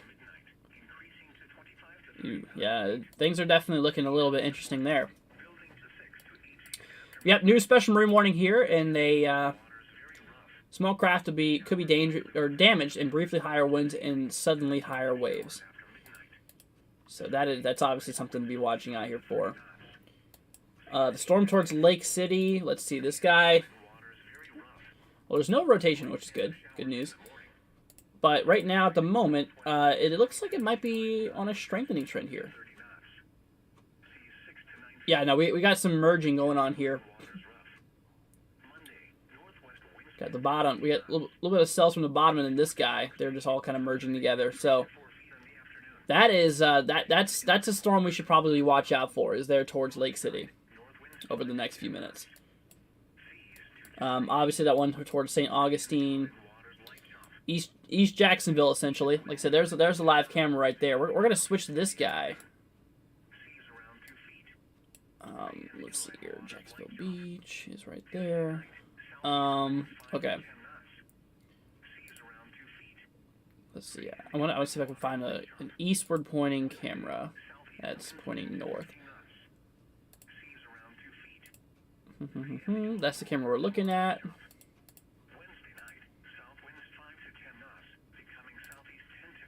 That's pointing south. Pointing not the traffic. Ooh, yeah, look at that one. Yeah, we'll tune into this guy too. And then I guess we'll move this camera too. This one was one towards Ocala. We'll move. Yeah, we're moving all of our cameras over here. This is pointing east, I believe. All right, so these are all for that Jacksonville storm. Yeah, these are all for the Jacksonville storms here. Once again, Lake City here, we have this guy. Yeah, this might be one we need to watch out for over the next little bit. Because I think that this one could have the future possibilities of producing some stuff here. But like I said, we're definitely going to watch out for it. Once again, we move over here towards the Tampa region. Oh, wow. Yeah, these guys, yeah, that line looks like it's already trying to start moving in. Towards Spring Hill here. Yeah, so like I said, the real concern is building here. The real concern is just now starting across these areas here. So we're going to have to definitely keep on watching very, very closely towards the Tampa region. A lot of that rain has moved its way out of Tampa. Like I said, Tampa was dealing with a little bit of rain here. Okay, so those are live cameras right there. Let's see. We're gonna remove one of these cameras, the one on the far left, and we're gonna switch over here towards like Clearwater region because, like I said, Clearwater right here. There's a bit of thunderstorm activity here just to the left side. I think that's the closest one we got. Let's see. This is pointing southwest, so southwest. I mean, theoretically that could work, but it's pointing a lot at the ground, and I'd like to get a good aerial view, you know. A little bit to the north. There's St. Pete here. Let's try a few other different cameras. Oh, these guys are pretty close. There you go. What is this one? Pointing east, right? I don't know. Yeah, that's a pretty interesting looking sky over there. Y'all see that? That's starting to kick up there. But like I said, I mean, all of these storms here along this line, these guys could probably fire off here like crazy here relatively soon. Like I said, I mean, looking back at the storms here in towards Jacksonville, yeah, these guys are kicking. We got some lightning detection here. Like I said, obviously that's a good indicator that a strengthening storm is likely happening right now. Sources the radar here. Locations in fact include Palm Valley, Jacksonville Beach. Inside that special marine warning, talking about damaging wind possibilities here. Winds 34 knots or greater, and small hail also being a probability. However, water spouts, they did not put a concern for water spouts. Yeah, it doesn't really appear likely for water spouts on that in particular cell though. Here towards Tampa. Yeah, here towards Tampa, we got ourselves some more. Yeah, some more of these cells here. Like I said, right here west of Clearwater. I mean, this is probably like 5 miles away from Clearwater. I mean, this is like right off the coast here. Is that a shelf cloud? Y'all see that? I don't know if that's a shelf cloud or not. It's kind of low resolution, but that's interesting looking. Kind of a shelf cloud kind of looks something along those standards. Anyways, but yeah, look at, wow, dew points in the mid-70s across the areas of Tampa right now. Lower to mid-70s. Like I said, what's going on with this? 50 degrees, 41. I think their station's a little bad. Look at this. This one here in East Tampa is saying 73 degrees out, and then this guy shows 50 degrees out with a 41 degree dew point. And then the one right of that shows 75. I think that's a little bit suspicious. I think that station's a little bad. Let's see. So we have ourselves pretty interesting cell moving towards Port Richey right now, towards Jasmine Estates. Yeah, so Jasmine Estates looks like it's going to get hit here pretty good by this wall here in a matter of a few minutes. Port Richey's already getting it, but next up will be Jasmine Estates, then Bayonet Point. Let's see here. Then we have Inverness moving through right there. But yeah, we just got to keep out. We got to keep a lookout on this one warning once again east of Jacksonville, including Jacksonville Beach. Like I said, Jacksonville Beach here, Sawgrass, Palm Valley, Vedra Beach, Vedra Beach. Don't know if that's how you pronounce it. Probably not. South Vedra Beach, just north of St. Augustine. So we're right here. once again, they said that gusty winds for boaters out there is the main concern with that guy.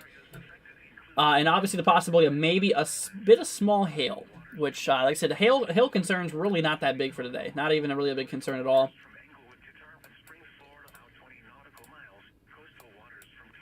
Let's see. Anything on velocity? Let's try Tampa radar.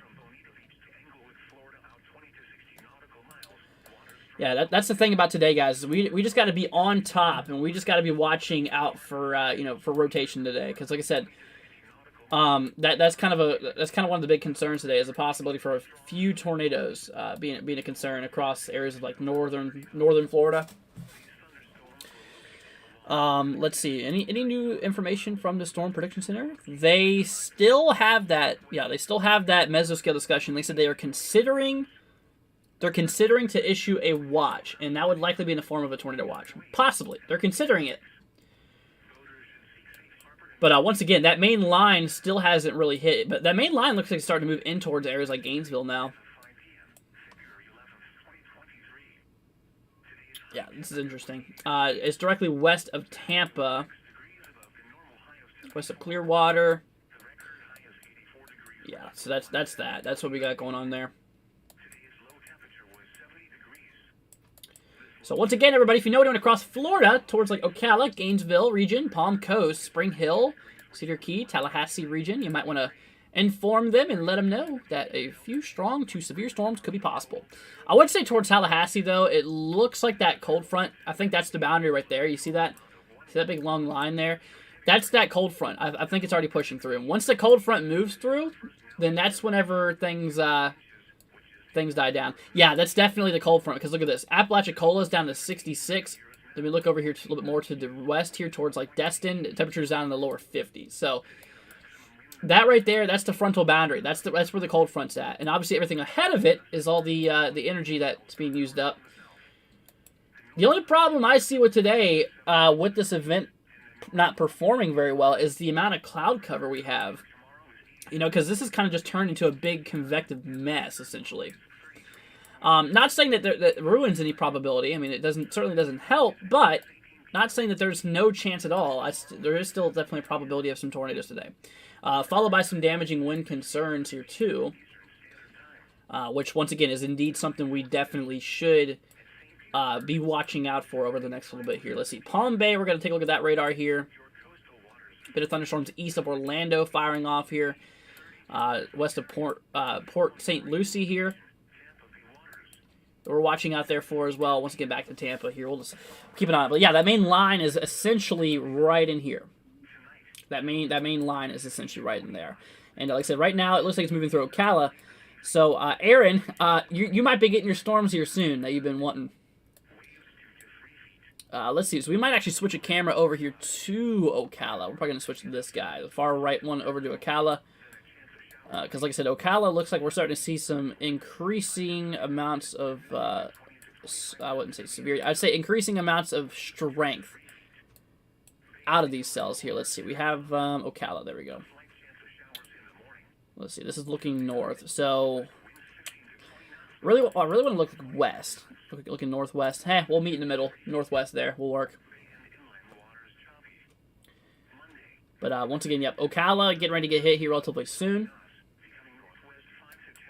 On I-75. Yeah, those clouds on that middle camera is definitely quite crazy. Same thing for the left-hand side. Yeah, once again, those ones are towards Jacksonville. Right there on the coast of Jacksonville. That's right where those... right where those... Aaron says, yeah, I saw that also. Yeah, no, that line, there's also a bit of lightning detection here towards Williston. Right there off 75. I mean, obviously Ocala is riding, or 75 rides through Ocala.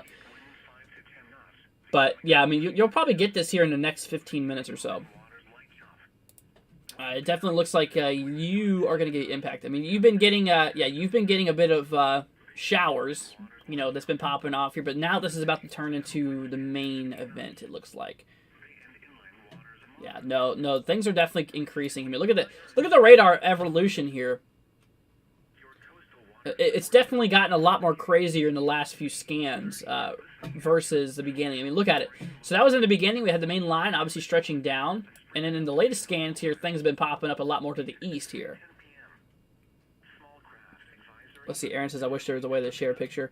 If you have Twitter, Aaron, and if you'd like to submit photos of the storm activity, you can you can send us an image on Twitter, and we can pull it up on the stream for you if that's something you'd be interested in. But anyways, but yep, we got ourselves a lot of cloud buildup. That's a brutal looking cloud. That's a full-on shelf cloud. Y'all see that?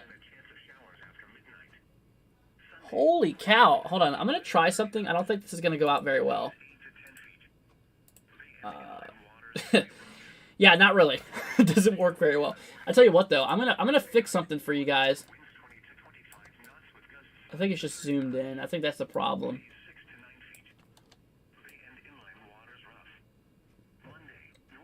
There we go. There, I kind of fixed that for y'all. All right, there we go. So yeah, you see, there's a shelf cloud visible there. Look at that. Yeah, the winds are definitely increasing. The waves are moving to the... Well, this is looking east, so... What? So if we're looking east, this is moving south, right? The waves are moving south. But holy cow, yep, that's a shelf cloud if I've ever seen one. So, yep, activity is starting to kick up here. Pretty strong. Aaron says, yeah, it looks pretty. It does. Let's see here. Dew point 71 degrees. Yeah, like I said, dew points in the 60s and 70s is just perfect. Moose says it looks like a shark. How does that look like a shark? Hold on, what? How does that look like a shark? Anyways, but yeah, this camera right here was in, where was this? Was this towards St. Pete? I don't even remember anymore where this was at. It's a Treasure Island. Yeah, I think it's towards St. Pete. Yep, it is. So that has to be looking at this little cell right here. You look on the radar. There's St. Pete. It has to be looking at that little guy right there. So the camera is like somewhere around in here, off of 275. It has to be looking at that little cell.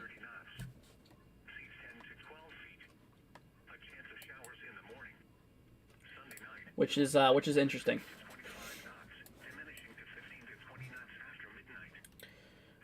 Let's see. So it looks like that rain is starting to move its way towards Orlando. Yep.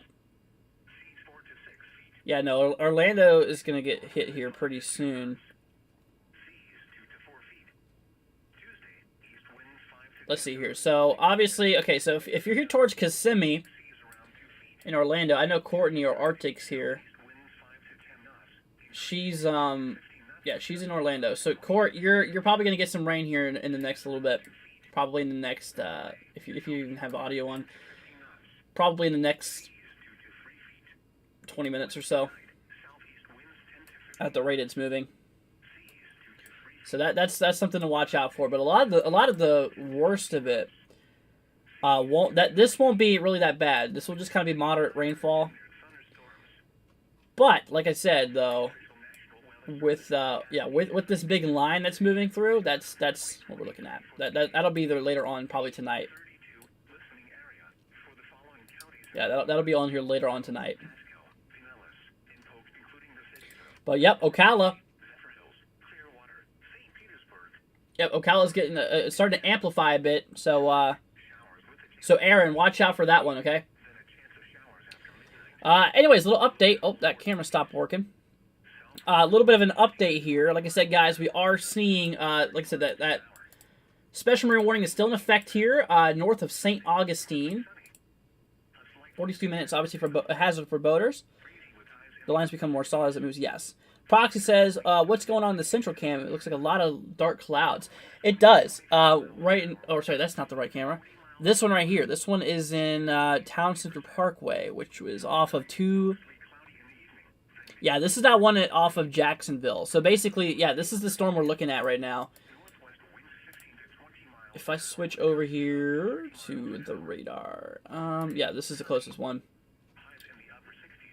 Yeah, no, that camera you're looking at, the middle one, is looking at this guy, the one we were just talking about, that storm, east of Fruit Cove.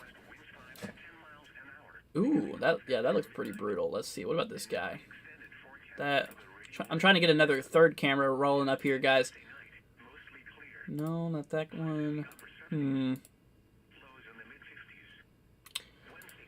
Yeah, I wish there was like a one a little closer to the coast here, but you know, honestly, I'm just thankful for what we have. What? that's quite a view. Oh wow, look at that one. Yep, this is off of 295. I'll wait for that one to load. That's quite brutal.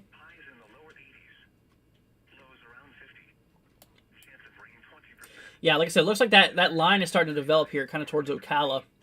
North of Ocala, it looks like now. Like I said, Reddick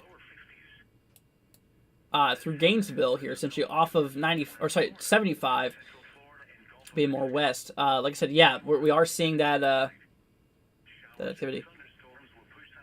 Courtney's having Firehouse subs. That sounds good. I want Firehouse subs. Firehouse subs is awesome. Man, now you got me wanting a sub sandwich, Court. Lucky.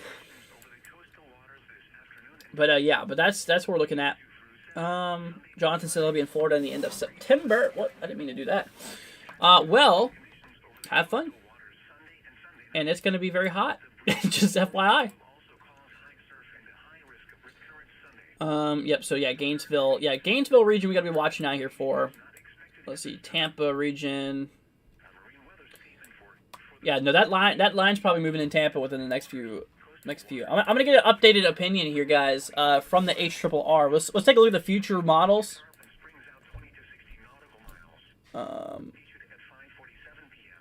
Yeah, so we'll go ahead and switch over to that right now. So here we go. Here's the HRRR, the latest one that just now ran. This is a brand new model, 20Z, which we track way down. Let's see. Let me make sure that's the updated one. Sorry, 22Z. That's our latest one. Yeah, it kind of shows it starting to enter, the main line entering here around 8 o'clock across the Tampa Bay at that point. Then moving through, impacting areas of like Orlando, probably around midnight. And then that winter precipitation starting to kick off at around the same time as Orlando gets impacted. So kind of around midnight, we're going to start to see some of that precipitation change into... start to kind of change into a bit of, winter precipitation, such as sleet, freezing rain, all of that fun stuff. Holy cow, look at the cameras now.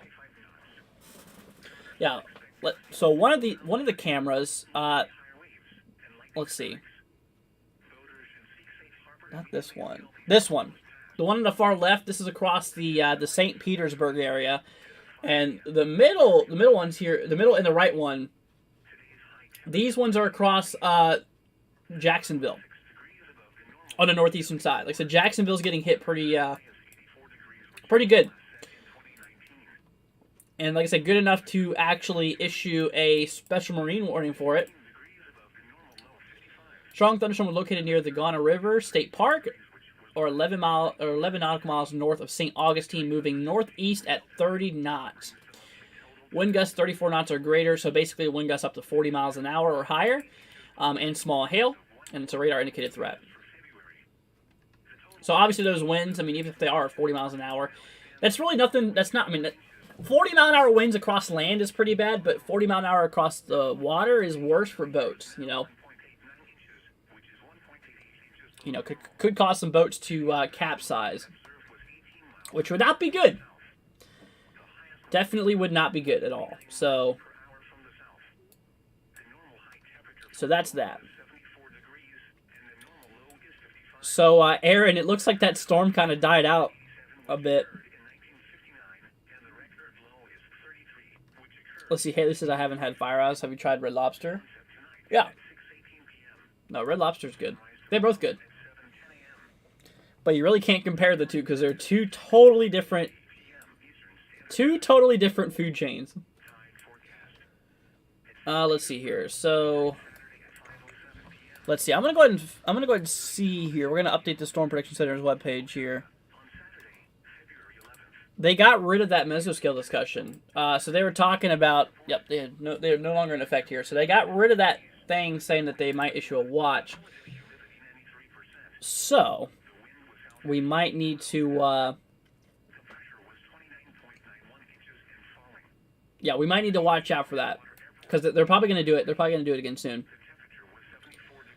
ATR says, God bless y'all. Thank you so much, ATR. Aaron says, yeah, I saw that they are looking a little sloppy. Yeah, a little bit towards Ocala. North of you, though, Gainesville and south to, like, Reddick, that's where the storm increases a bit. Let's see. We're going to switch over here to velocity here, just to make sure there's nothing fishy going on with these cells here. Never know. Like I said, the environment primed where there's a few tornadoes being possible, strong. I wouldn't say strong. I'd say mild to moderate lower level shear. A couple thousand feet up, wind screaming north at about, what was it, like 35, 45 miles an hour. Wow, look at that cloud. Hold on, this is right here off of. I'll tell you what I'm going to do, y'all. I'm going to switch cameras with the one on the far left. We're going to see what I'm about to do. So we're going to switch camera positions here for a second. Using the big brain here. Look at that. Boom. Look at that cloud up there. Y'all see that? Holy cow. That looks brutal. That looks quite brutal. Once again, this is the one here towards Jacksonville. Wow, look at that. You can hardly... What if I zoom in? That helps. There we go. Yeah, look at this. That is just crazy.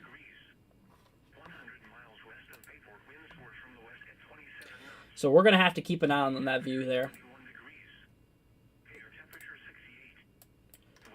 Let's see here. Okay, so yeah, this main line's kicking up from Gainesville all the way down to Bushnell. Spring Hill, yep, Spring Hill's about to get impacted here with this one. Yeah, interesting. Yep, this is, we'll see, we got another one here west of Titusville, little pop-up cell. We're going to grab Palm Bay's radar here. Yeah, right there towards Titusville off of 95. Basically just northeast of a town called Christmas. Just northeast of that. Which is pretty interesting. There's literally a place called Christmas.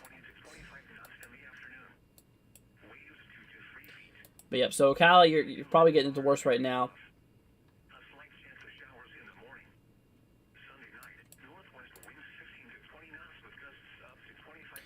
Let's see here. Spring Hill. Yep, Spring Hill's about to get hit here too. Oh my gosh, look at that camera now.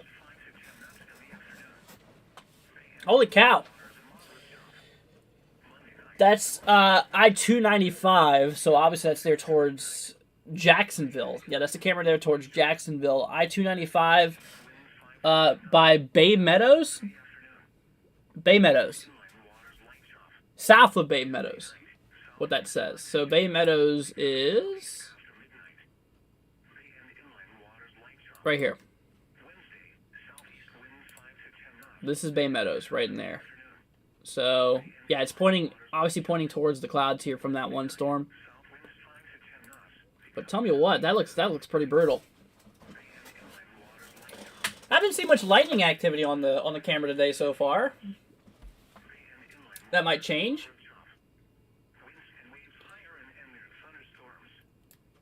But yeah, that's for the cell that's... Let's see, we're going to switch back to radar. That's for the cell that's right here off Jacksonville. Pretty sure the one that... Oh, whoa, was that lightning? I think it was. That might have been a little bit of lightning there. Either I'm blind or that was lightning. Or probably it's a raindrop that was falling. I don't know. That's definitely an interesting view. But yeah, it looks like that thunderstorm activity is really kicking up here towards Jacksonville.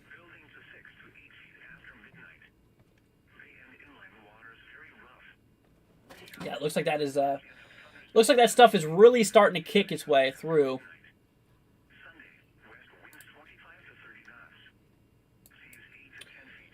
Let's see here. Moose says no, that was lightning. It was? Interesting. Yeah.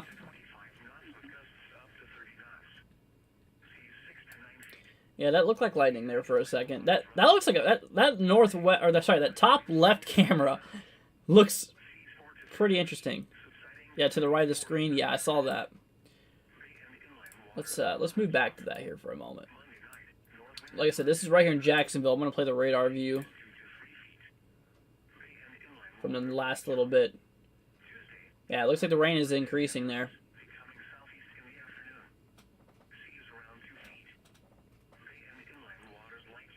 No, I mean, yeah, thunderstorm activity is just completely increasing across those regions there.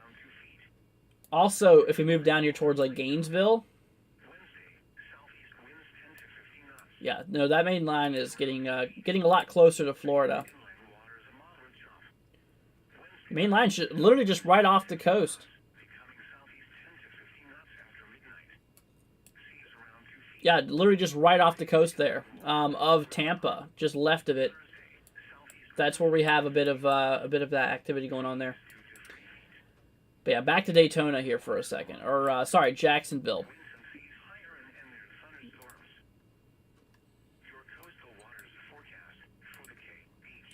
Proxy says that was lightning. Thought so.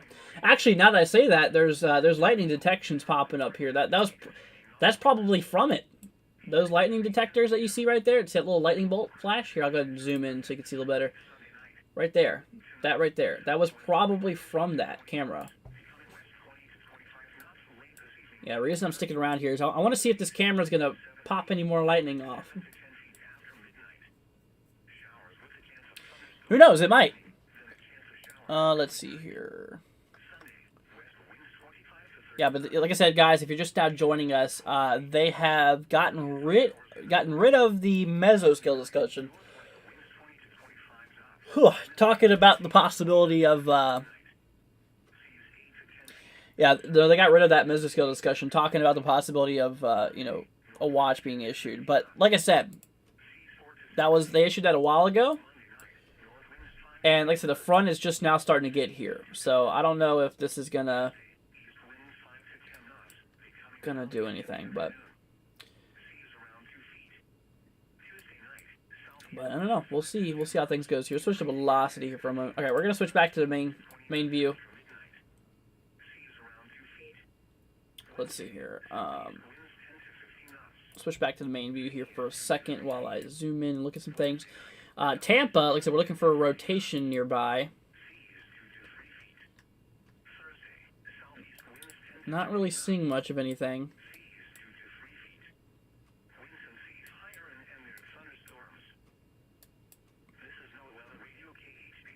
Yeah, no. Yeah, we're not really seeing much of any rotation happening, which is good. Yeah, you don't have to be in a watch to see something. Yeah, pretty much.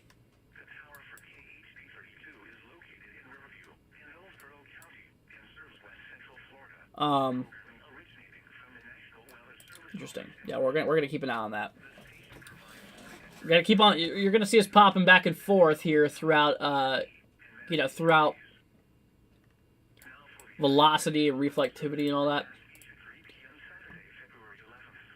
Let's see. But like I said, some of that thunderstorm activity could be moving in towards coastal areas of like South Carolina, maybe.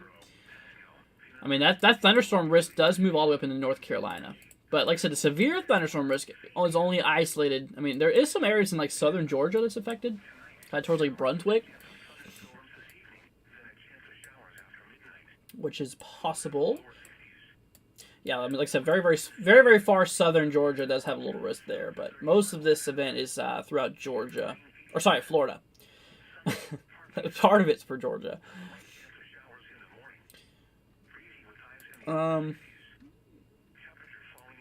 Let's see. Gainesville still kicking pretty good. Wow, dude, look how dark it's gotten. That's just the fact that it's getting dark outside, but that's just crazy how dark it was. I mean, just a moment ago we looked at that camera and it was pretty well shining, you know.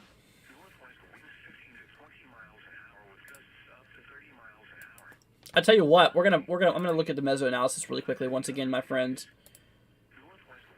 Just wanna stay up to date with the latest info, right? So here is the meso analysis. Like I said, obviously, that low pressure system's now moved into Florida. Like I said, the last time we looked at it, the low pressure system was down here, and now it's moved up north. So now the low pressure system's located in the central panhandle of Florida, and like I said, it's tracking its way up here to the northeast. That's where the central low is located. We tracked down in time. You can see how obviously that moves its way eastward. So yeah, watch out for that there. A few embedded thunderstorms kind of around all this mess as possible. See, upper air 850 millibar analysis. It's hard to see with all that precipitation that's in the way. Let's see if we turn her off that radar. There we go. Wow. Well, you know what? Where we have all that warm air pulling up here, we have a pretty strong low level jet, actually 40 to 50 knots. That's new, and that's definitely supportive. Can we just have a moment of appreciation to just see how perfect that circle was I just made? Like, I wasn't even paying attention, and I just realized how perfect of a circle. It's kind of an oval, but that just looks perfect. All right, I'm sorry. But anyways, regardless, very strong low-level winds there. That's pretty crazy. Let's see, 500 millibar analysis. Oh, yeah. No, the winds definitely increased and changed with direction here. Like I said, the winds at the upper levels are moving this way. The winds at the lower levels are moving this way. Yeah, no, I mean, environmentally, there's definitely the supported conditions for for some tornadoes there. Instability values kind of weak, honestly. Really not that impressive. Jacksonville, really not impressive. It's most of the areas here far down in like South Florida that has like some pretty decent amounts of energy. Tampa Bay, about 400. I'll say typically over 500 is what you want to see, and really over 1,000 if you can. But it seems like the amount of instability here, it might be a little limited to areas of northern Florida, which could seriously impact the storm's performance. Which in terms that might be some good news. It looks like there's a lot of instability here just off the coast of It looks like there's a lot of instability just off the coast of northwestern, or just off of Florida there. Over 700 in some areas. It's interesting. Yeah, definitely the conditions are pretty supportive of some interesting weather here. Right off the coast there. But once you move inland, like I said, towards like Gainesville area, it looks like a lot of that instability kind of dissipates for a bit. Did I see the storm right below Reddick? I did not. Let's see. Let's see. I'll pull this up here. Let's see. I'm gonna go ahead and pull up Reddick for some reason. Yeah, for some reason it's not want to pull up here for my age. Anyways, but like I said, we'll go ahead and pull up velocity here for a second and see what's going on here. Down here towards Tampa, we're gonna switch over the radar here for a second. Oh, right there. Is that what you're talking about? I don't know. I don't know. I really don't know if that's anything, honestly. Let's see. What's that ding dong coming through for? Area forecast discussion. Nothing interesting. Literally nothing interesting. But I think that these storms here are a severely... If you want to know my honest opinion here, I really don't think much is going to happen out of this. I'm being honest with you. I kind of think they overdid it with this risk. I mean, literally, I get there's a possibility. I mean, the winds are heck of supported. Absolutely. But it's just the energy, the instability here. Like I said, obviously, the instability and stuff like that. The overall energy in the atmosphere is just kind of bland, really not enough. I mean, some pockets, I will say this, some pockets of instability are basically energy. A pool of energy could kick off a storm enough to do something, but Prox says, congrats, Angel, you truly have well-rounded ed skills, run circles around everyone else. Well, thank you so much, Proxy. But anyways. Yeah, I don't know. Well, we still have that special marine warning in effect, guys. Just a little update for ya. East of Fruit Cove. They actually got rid of that. That was for Jacksonville Beach. They must have just updated it here. 21 minutes ago here. Oh, shoot. They included water spouts. That's some new info. That was not there a minute ago. Yeah, no, they just included water spouts. Wind gusts up to 40 knots and small hail. So 40 knot winds. Yeah, they actually increased the winds too. They said 34 knots or greater. Now it's at 40 knots. So that's about, I believe it's like 45 miles per hour, if I'm not mistaken. I tell you what, let me do something here. Let's do knots to miles per hour conversion here. Let's see what that is. My guess, like I said, I think it's around 45 miles an hour. 46. Whoa. Really far off. Actually, almost 45. Look at the decimal place. But anyways, yeah. But even that wind, like I said, for the surface, I mean, 46 mile an hour is still pretty strong. But like I said, not necessarily damaging, really. That's about 58 miles an hour more. But for boaters, since it's just flat, no obstacles for the wind to hit. And obviously, boaters, with the profile that they are in, obviously that could throw concerns of, these obviously being capsized, capsizing of vessels and... Oh, wow, look at Spring Hill. Holy cow, that took off in a matter of just minutes. Hold on. Uh-oh. Yeah, I'm a little concerned about Spring Hill now. That looks pretty nasty. We're going to switch over cameras now. Okay, we're removing this guy. This is the one in St. Pete. We're going to move this up here towards... up towards Spring Hill. Yeah, Spring Hill. Holy cow, dude.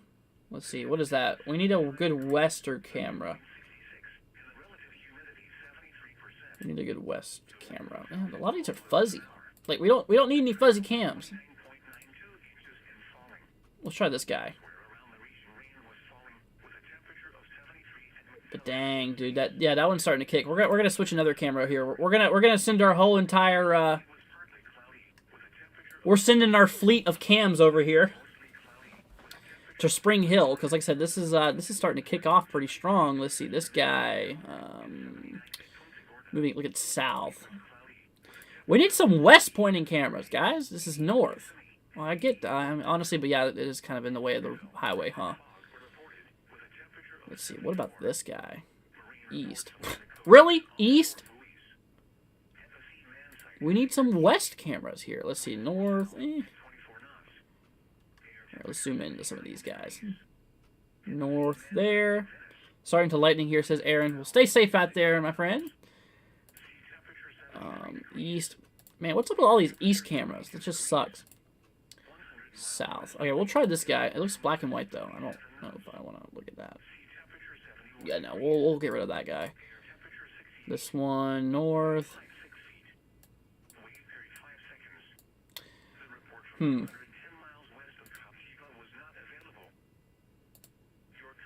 try this. Hold on, I'm just trying to scope out some good cams here, y'all. Give me 1 second. There's just not any good cameras right here. All right, we'll just tune into this guy. Whatever. It'll work. But yeah, no, that storm there towards Spring Hill is seriously kicked off, and I guarantee you, I actually have a pretty strong feeling that this thing's about to go severe warned. Honestly, might include Brooksville, Bushnell, maybe.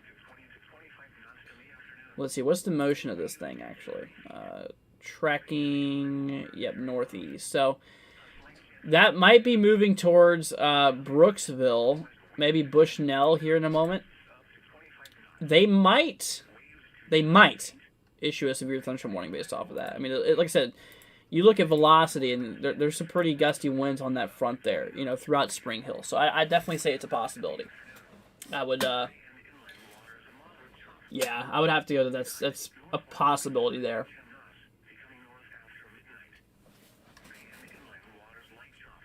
Was that lightning? I don't. Hold up. I need to pull up my stream on my phone to see that. I don't. Was that lightning I just saw? Yeah, I would have to. Might be. Hold up. I don't know what that was. Yeah, I just seen it. I don't know exactly what the heck that was. That was interesting. Anyways, well, guys, I tell you what, I'm gonna take like a 5-minute. No, I'm gonna take like a 3-minute break, guys. I have to go do something real quick. Give me one small second. I will be right back. I'm gonna leave the stream up to where it's at right now, so I'm not gonna go to the be right back screen. Just give me 1 second, and we'll be right back. Coastal waters from Englewood to Tarpon Springs out 20 nautical miles. Issued at 3:10 p.m. Small craft advisory in effect through late Sunday night. Tonight, southwest winds 15 to 20 knots, becoming west late this evening, then increasing to 20 to 25 knots after midnight, increasing to 25 to 30 knots late. Seas 3 to 4 feet, building to 6 to 8 feet after midnight. Bay and inland waters very rough. Showers likely with a chance of thunderstorms this evening, then a chance of showers after midnight. Sunday, west winds 25 to 30 knots. Seas 8 to 10 feet. Bay and inland waters very rough. A slight chance of showers in the morning. Sunday night, northwest winds 20 to 25 knots with gusts up to 30 knots. Seas 6 to 9 feet. Bay and inland waters rough. Monday, northwest winds 10 to 15 knots. Seas 4 to 6 feet, subsiding to 3 to 4 feet in the afternoon. Bay and inland waters a moderate chop. Monday night, north winds 5 to 10 knots. Seas 2 to 3 feet.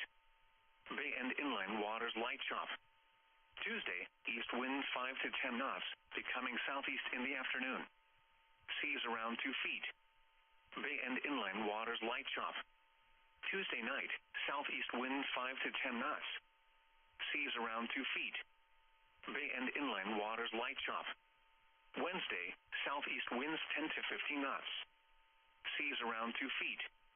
Bay and inland waters a moderate chop. Wednesday night, south winds 5 to 10 knots, becoming southeast 10 to 15 knots after midnight. Seas around 2 feet. Bay and inland waters a moderate chop. Thursday, southeast winds 10 to 15 knots. Seas 2 to 3 feet. Bay and inland waters a moderate chop. Winds and seas higher and near thunderstorms.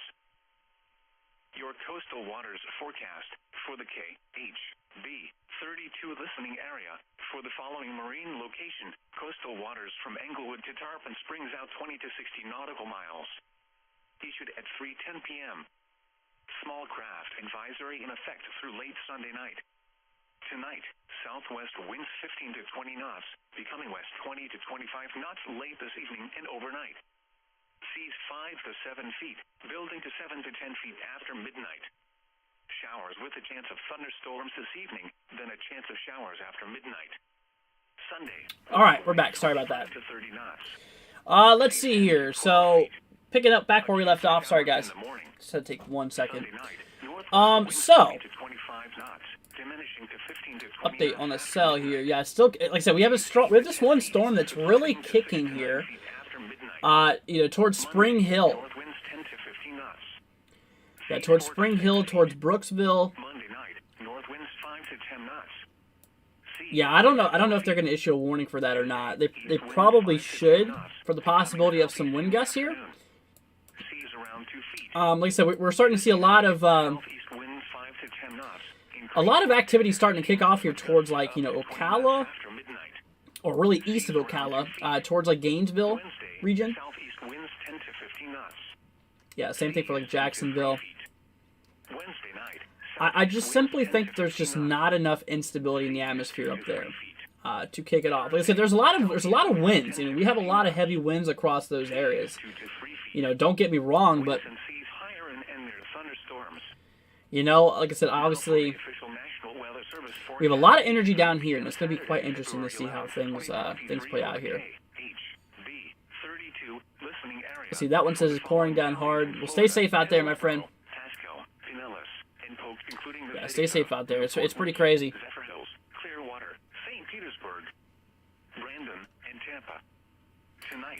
Back to velocity here for a little bit. Let's see. Yeah, I don't think there's really anything on this, but just maybe some gusty winds out of it. Like I said, once again, this is right here towards Spring Hill, west of Brooksville. That we might need to consider watching here. Let's see, Spring Hill. Yeah, this will eventually be crossing over to Interstate 75 here. Probably within the next half hour, so keep that in mind. Let's see. I'm gonna do a little meso-analysis on that guy. I don't know if there's enough instability over there. Like I said, that's just north of Tampa, kind of like right in here. Yeah, there's a lot more energy up there, right? You know, right there towards Spring Hill. The winds aren't as strong, though. That's the thing. So I don't think that really has much of a big tornado potential on it. About 30 knots, I mean, it could do it. You know, it really could if it wanted to. Yeah, the upper levels are pretty strong. Or the mid-levels, I should say, 500 millibar. So about airliner level. About 30,000 feet or so. So I mean, the winds, the instability's there. You know, obviously it's nothing excessive or anything, but just enough to get things going here. And like I said, it has a pretty open area to the south to draw in some moisture. So Spring Hill storm is probably the most interesting one right now. Let's see, dew points in the lower 70s. Yeah, I mean that's perfect. Good amounts of moisture supplying the storm here. Yeah, no, that's pretty crazy.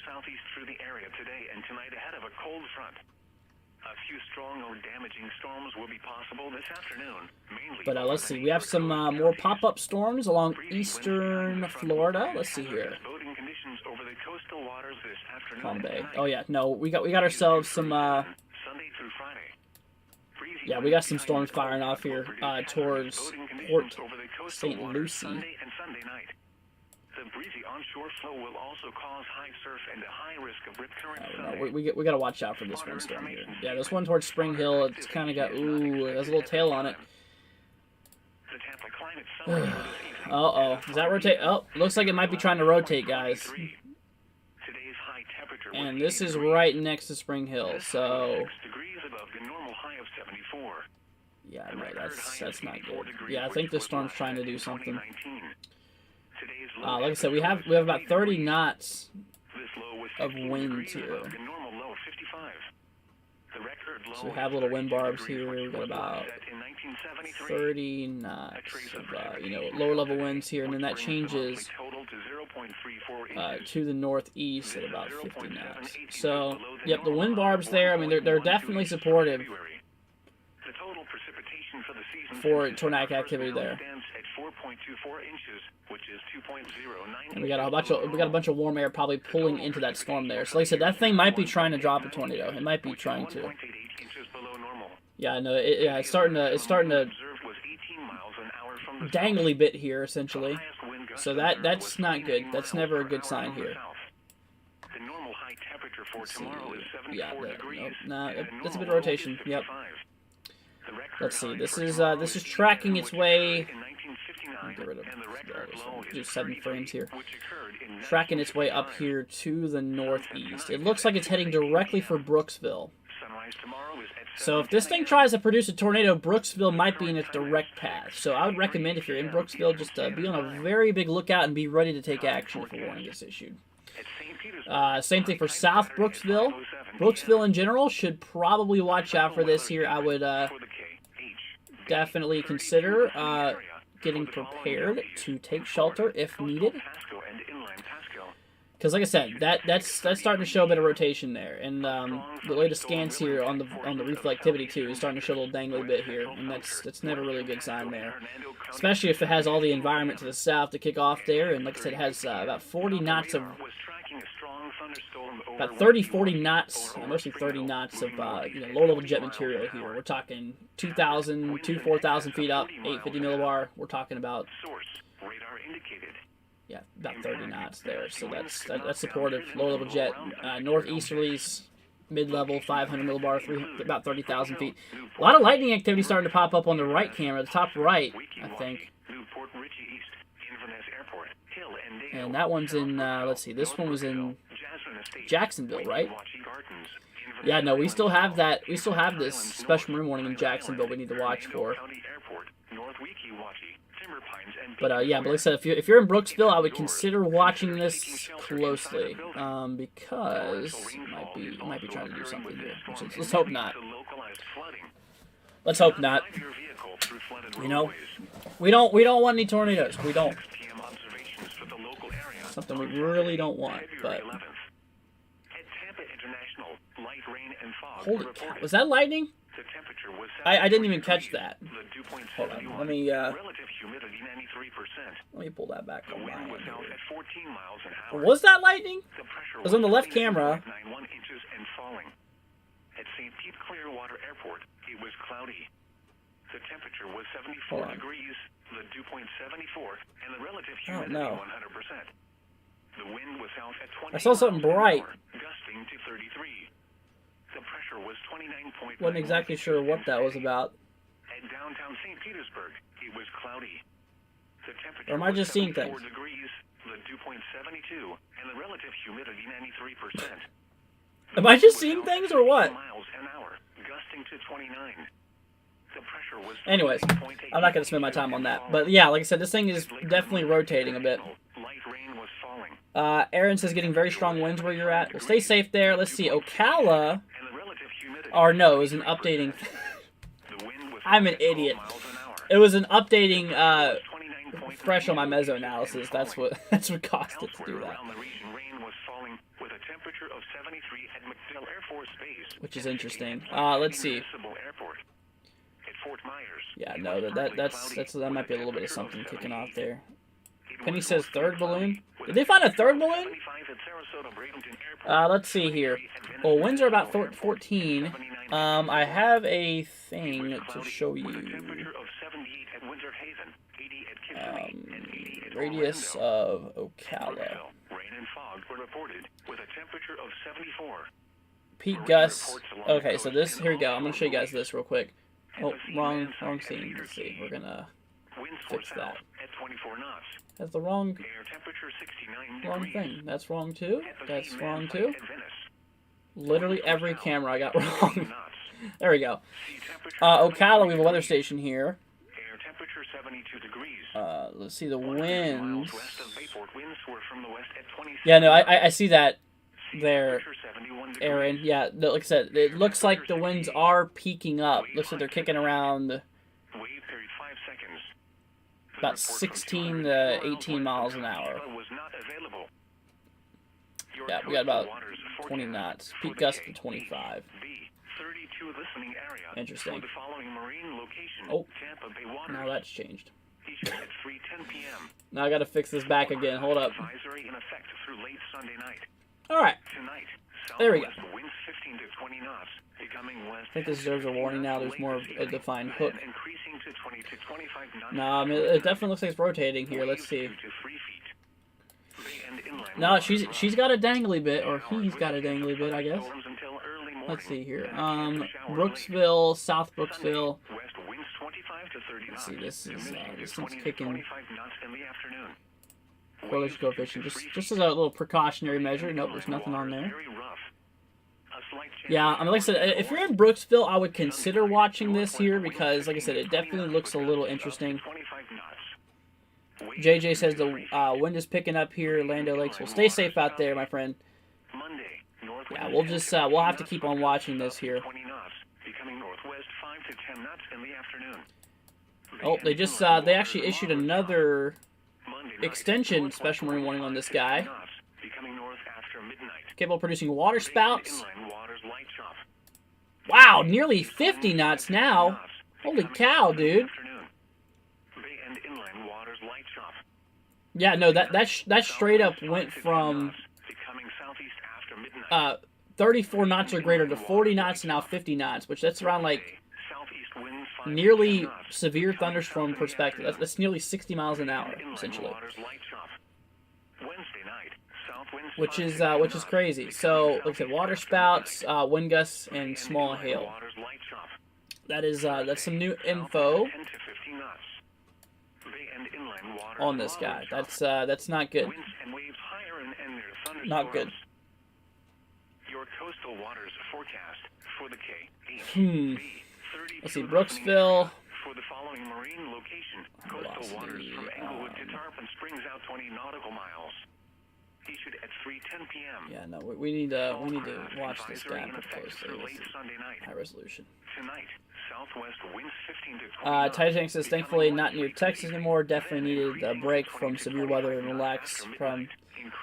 Well, here's the thing, Titanic. I hate to burst your bubble, but it looks like there's a pretty interesting event that's going to be playing off in Texas later on this week, kind of around Wednesday, Thursday. So I want to watch out for that, especially for Eastern.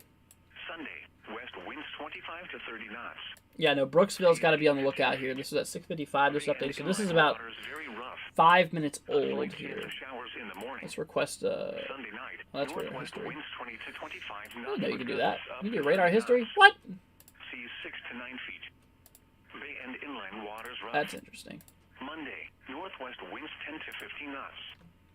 Seas 4 to 6 feet, subsiding to 3 to 4. Yeah, but like I said, Brooksville, I mean, it looks like you guys are like right in the line of fire there. You got to be watching out for this. Do we have any cameras in Brooksville? We have it along 75, which is near Spring Hill.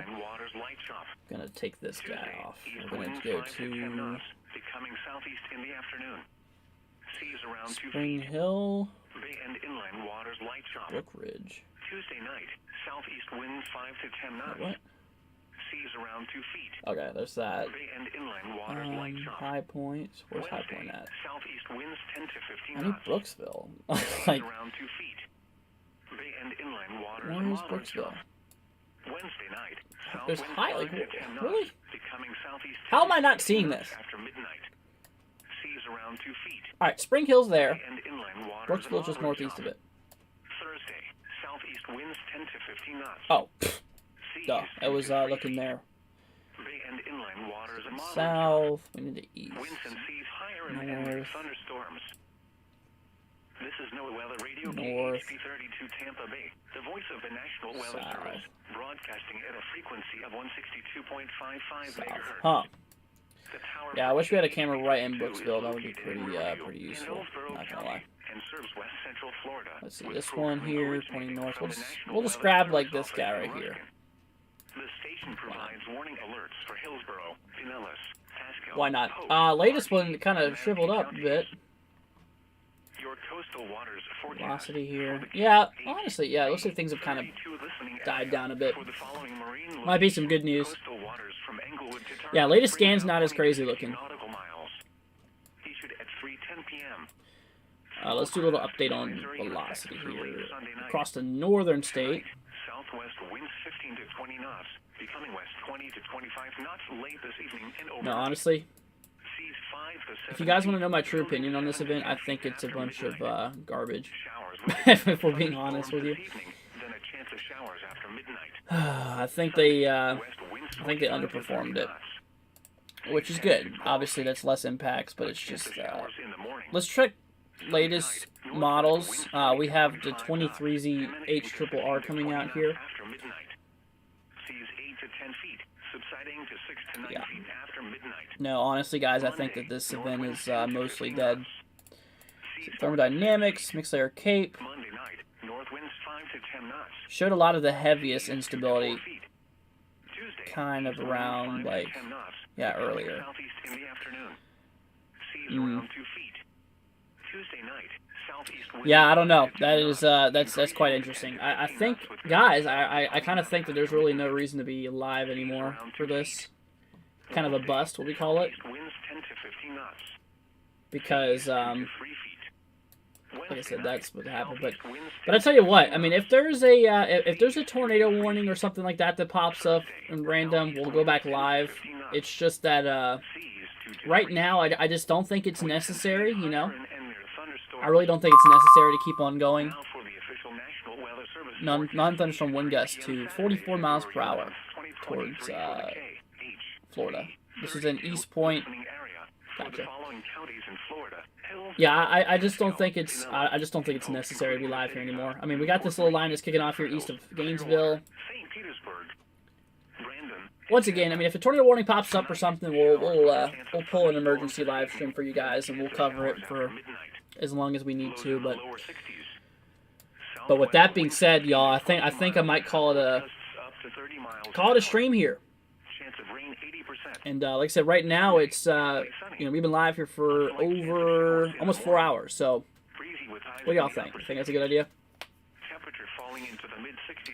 I just don't see it. You know, honestly, I really just don't. I mean, we've only had like what, one severe thunderstorm warning, one, and then we haven't had any tornado warnings yet. And it looks like on radar that front's kind of. I mean, we look at Tampa. Yeah, no, that.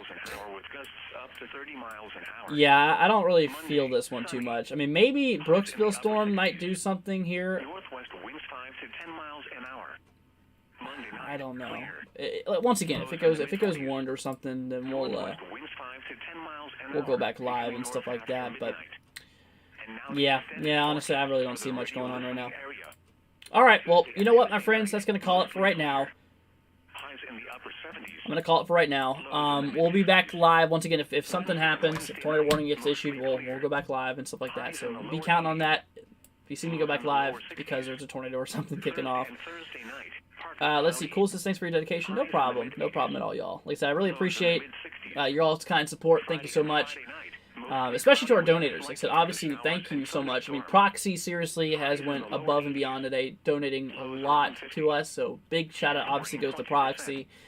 Obviously Ben Taylor here too, Mr. Install, all you guys. Thank you all so much for all of your kind donations, kind support. It really helps out the channel. It allows us to keep on going, and that's good. It helps fund us, helps fund the program, it helps fund me. I mean, this is what I do. This is my living. This is what I do. Obviously, I'm here for the weather. Like I said, no matter what. Hopefully. Like I said, this channel's been growing pretty quick lately. We're getting close to nearly 9,000 subscribers now. It's just amazing. It's just really amazing here. And so, but like I said, no matter what, if severe weather kicks off, we'll try our best to be live for you all. Like I said, we make videos, live streams for you guys who are new to the channel. Consider hitting that subscribe button. It'd be greatly appreciated. You guys absolutely rock here. Aaron says, yeah, I don't see it all still. I'm confused. Yeah, honestly, I'm that way as well. It's just, it's severely underperformed from what it looks like. So I'm just gonna kind of let that buffer off there. But once again, like I said, if a tornado warning gets issued or something, we're going back live. We'll issue some emergency live coverage and we'll talk about it until it gets canceled, and then we'll go from there. All right, my friends. Well, once again, thank you all so much. Thank you all for joining us and for being a part of this awesome community. You guys absolutely rock. So the stream's going to be heading off here in about 3 minutes. That way, if you guys have anything to say to your friends and family who might just be hanging out in chat, if you want to go ahead and say your final goodbye, now is the time to do such. Time is now counting.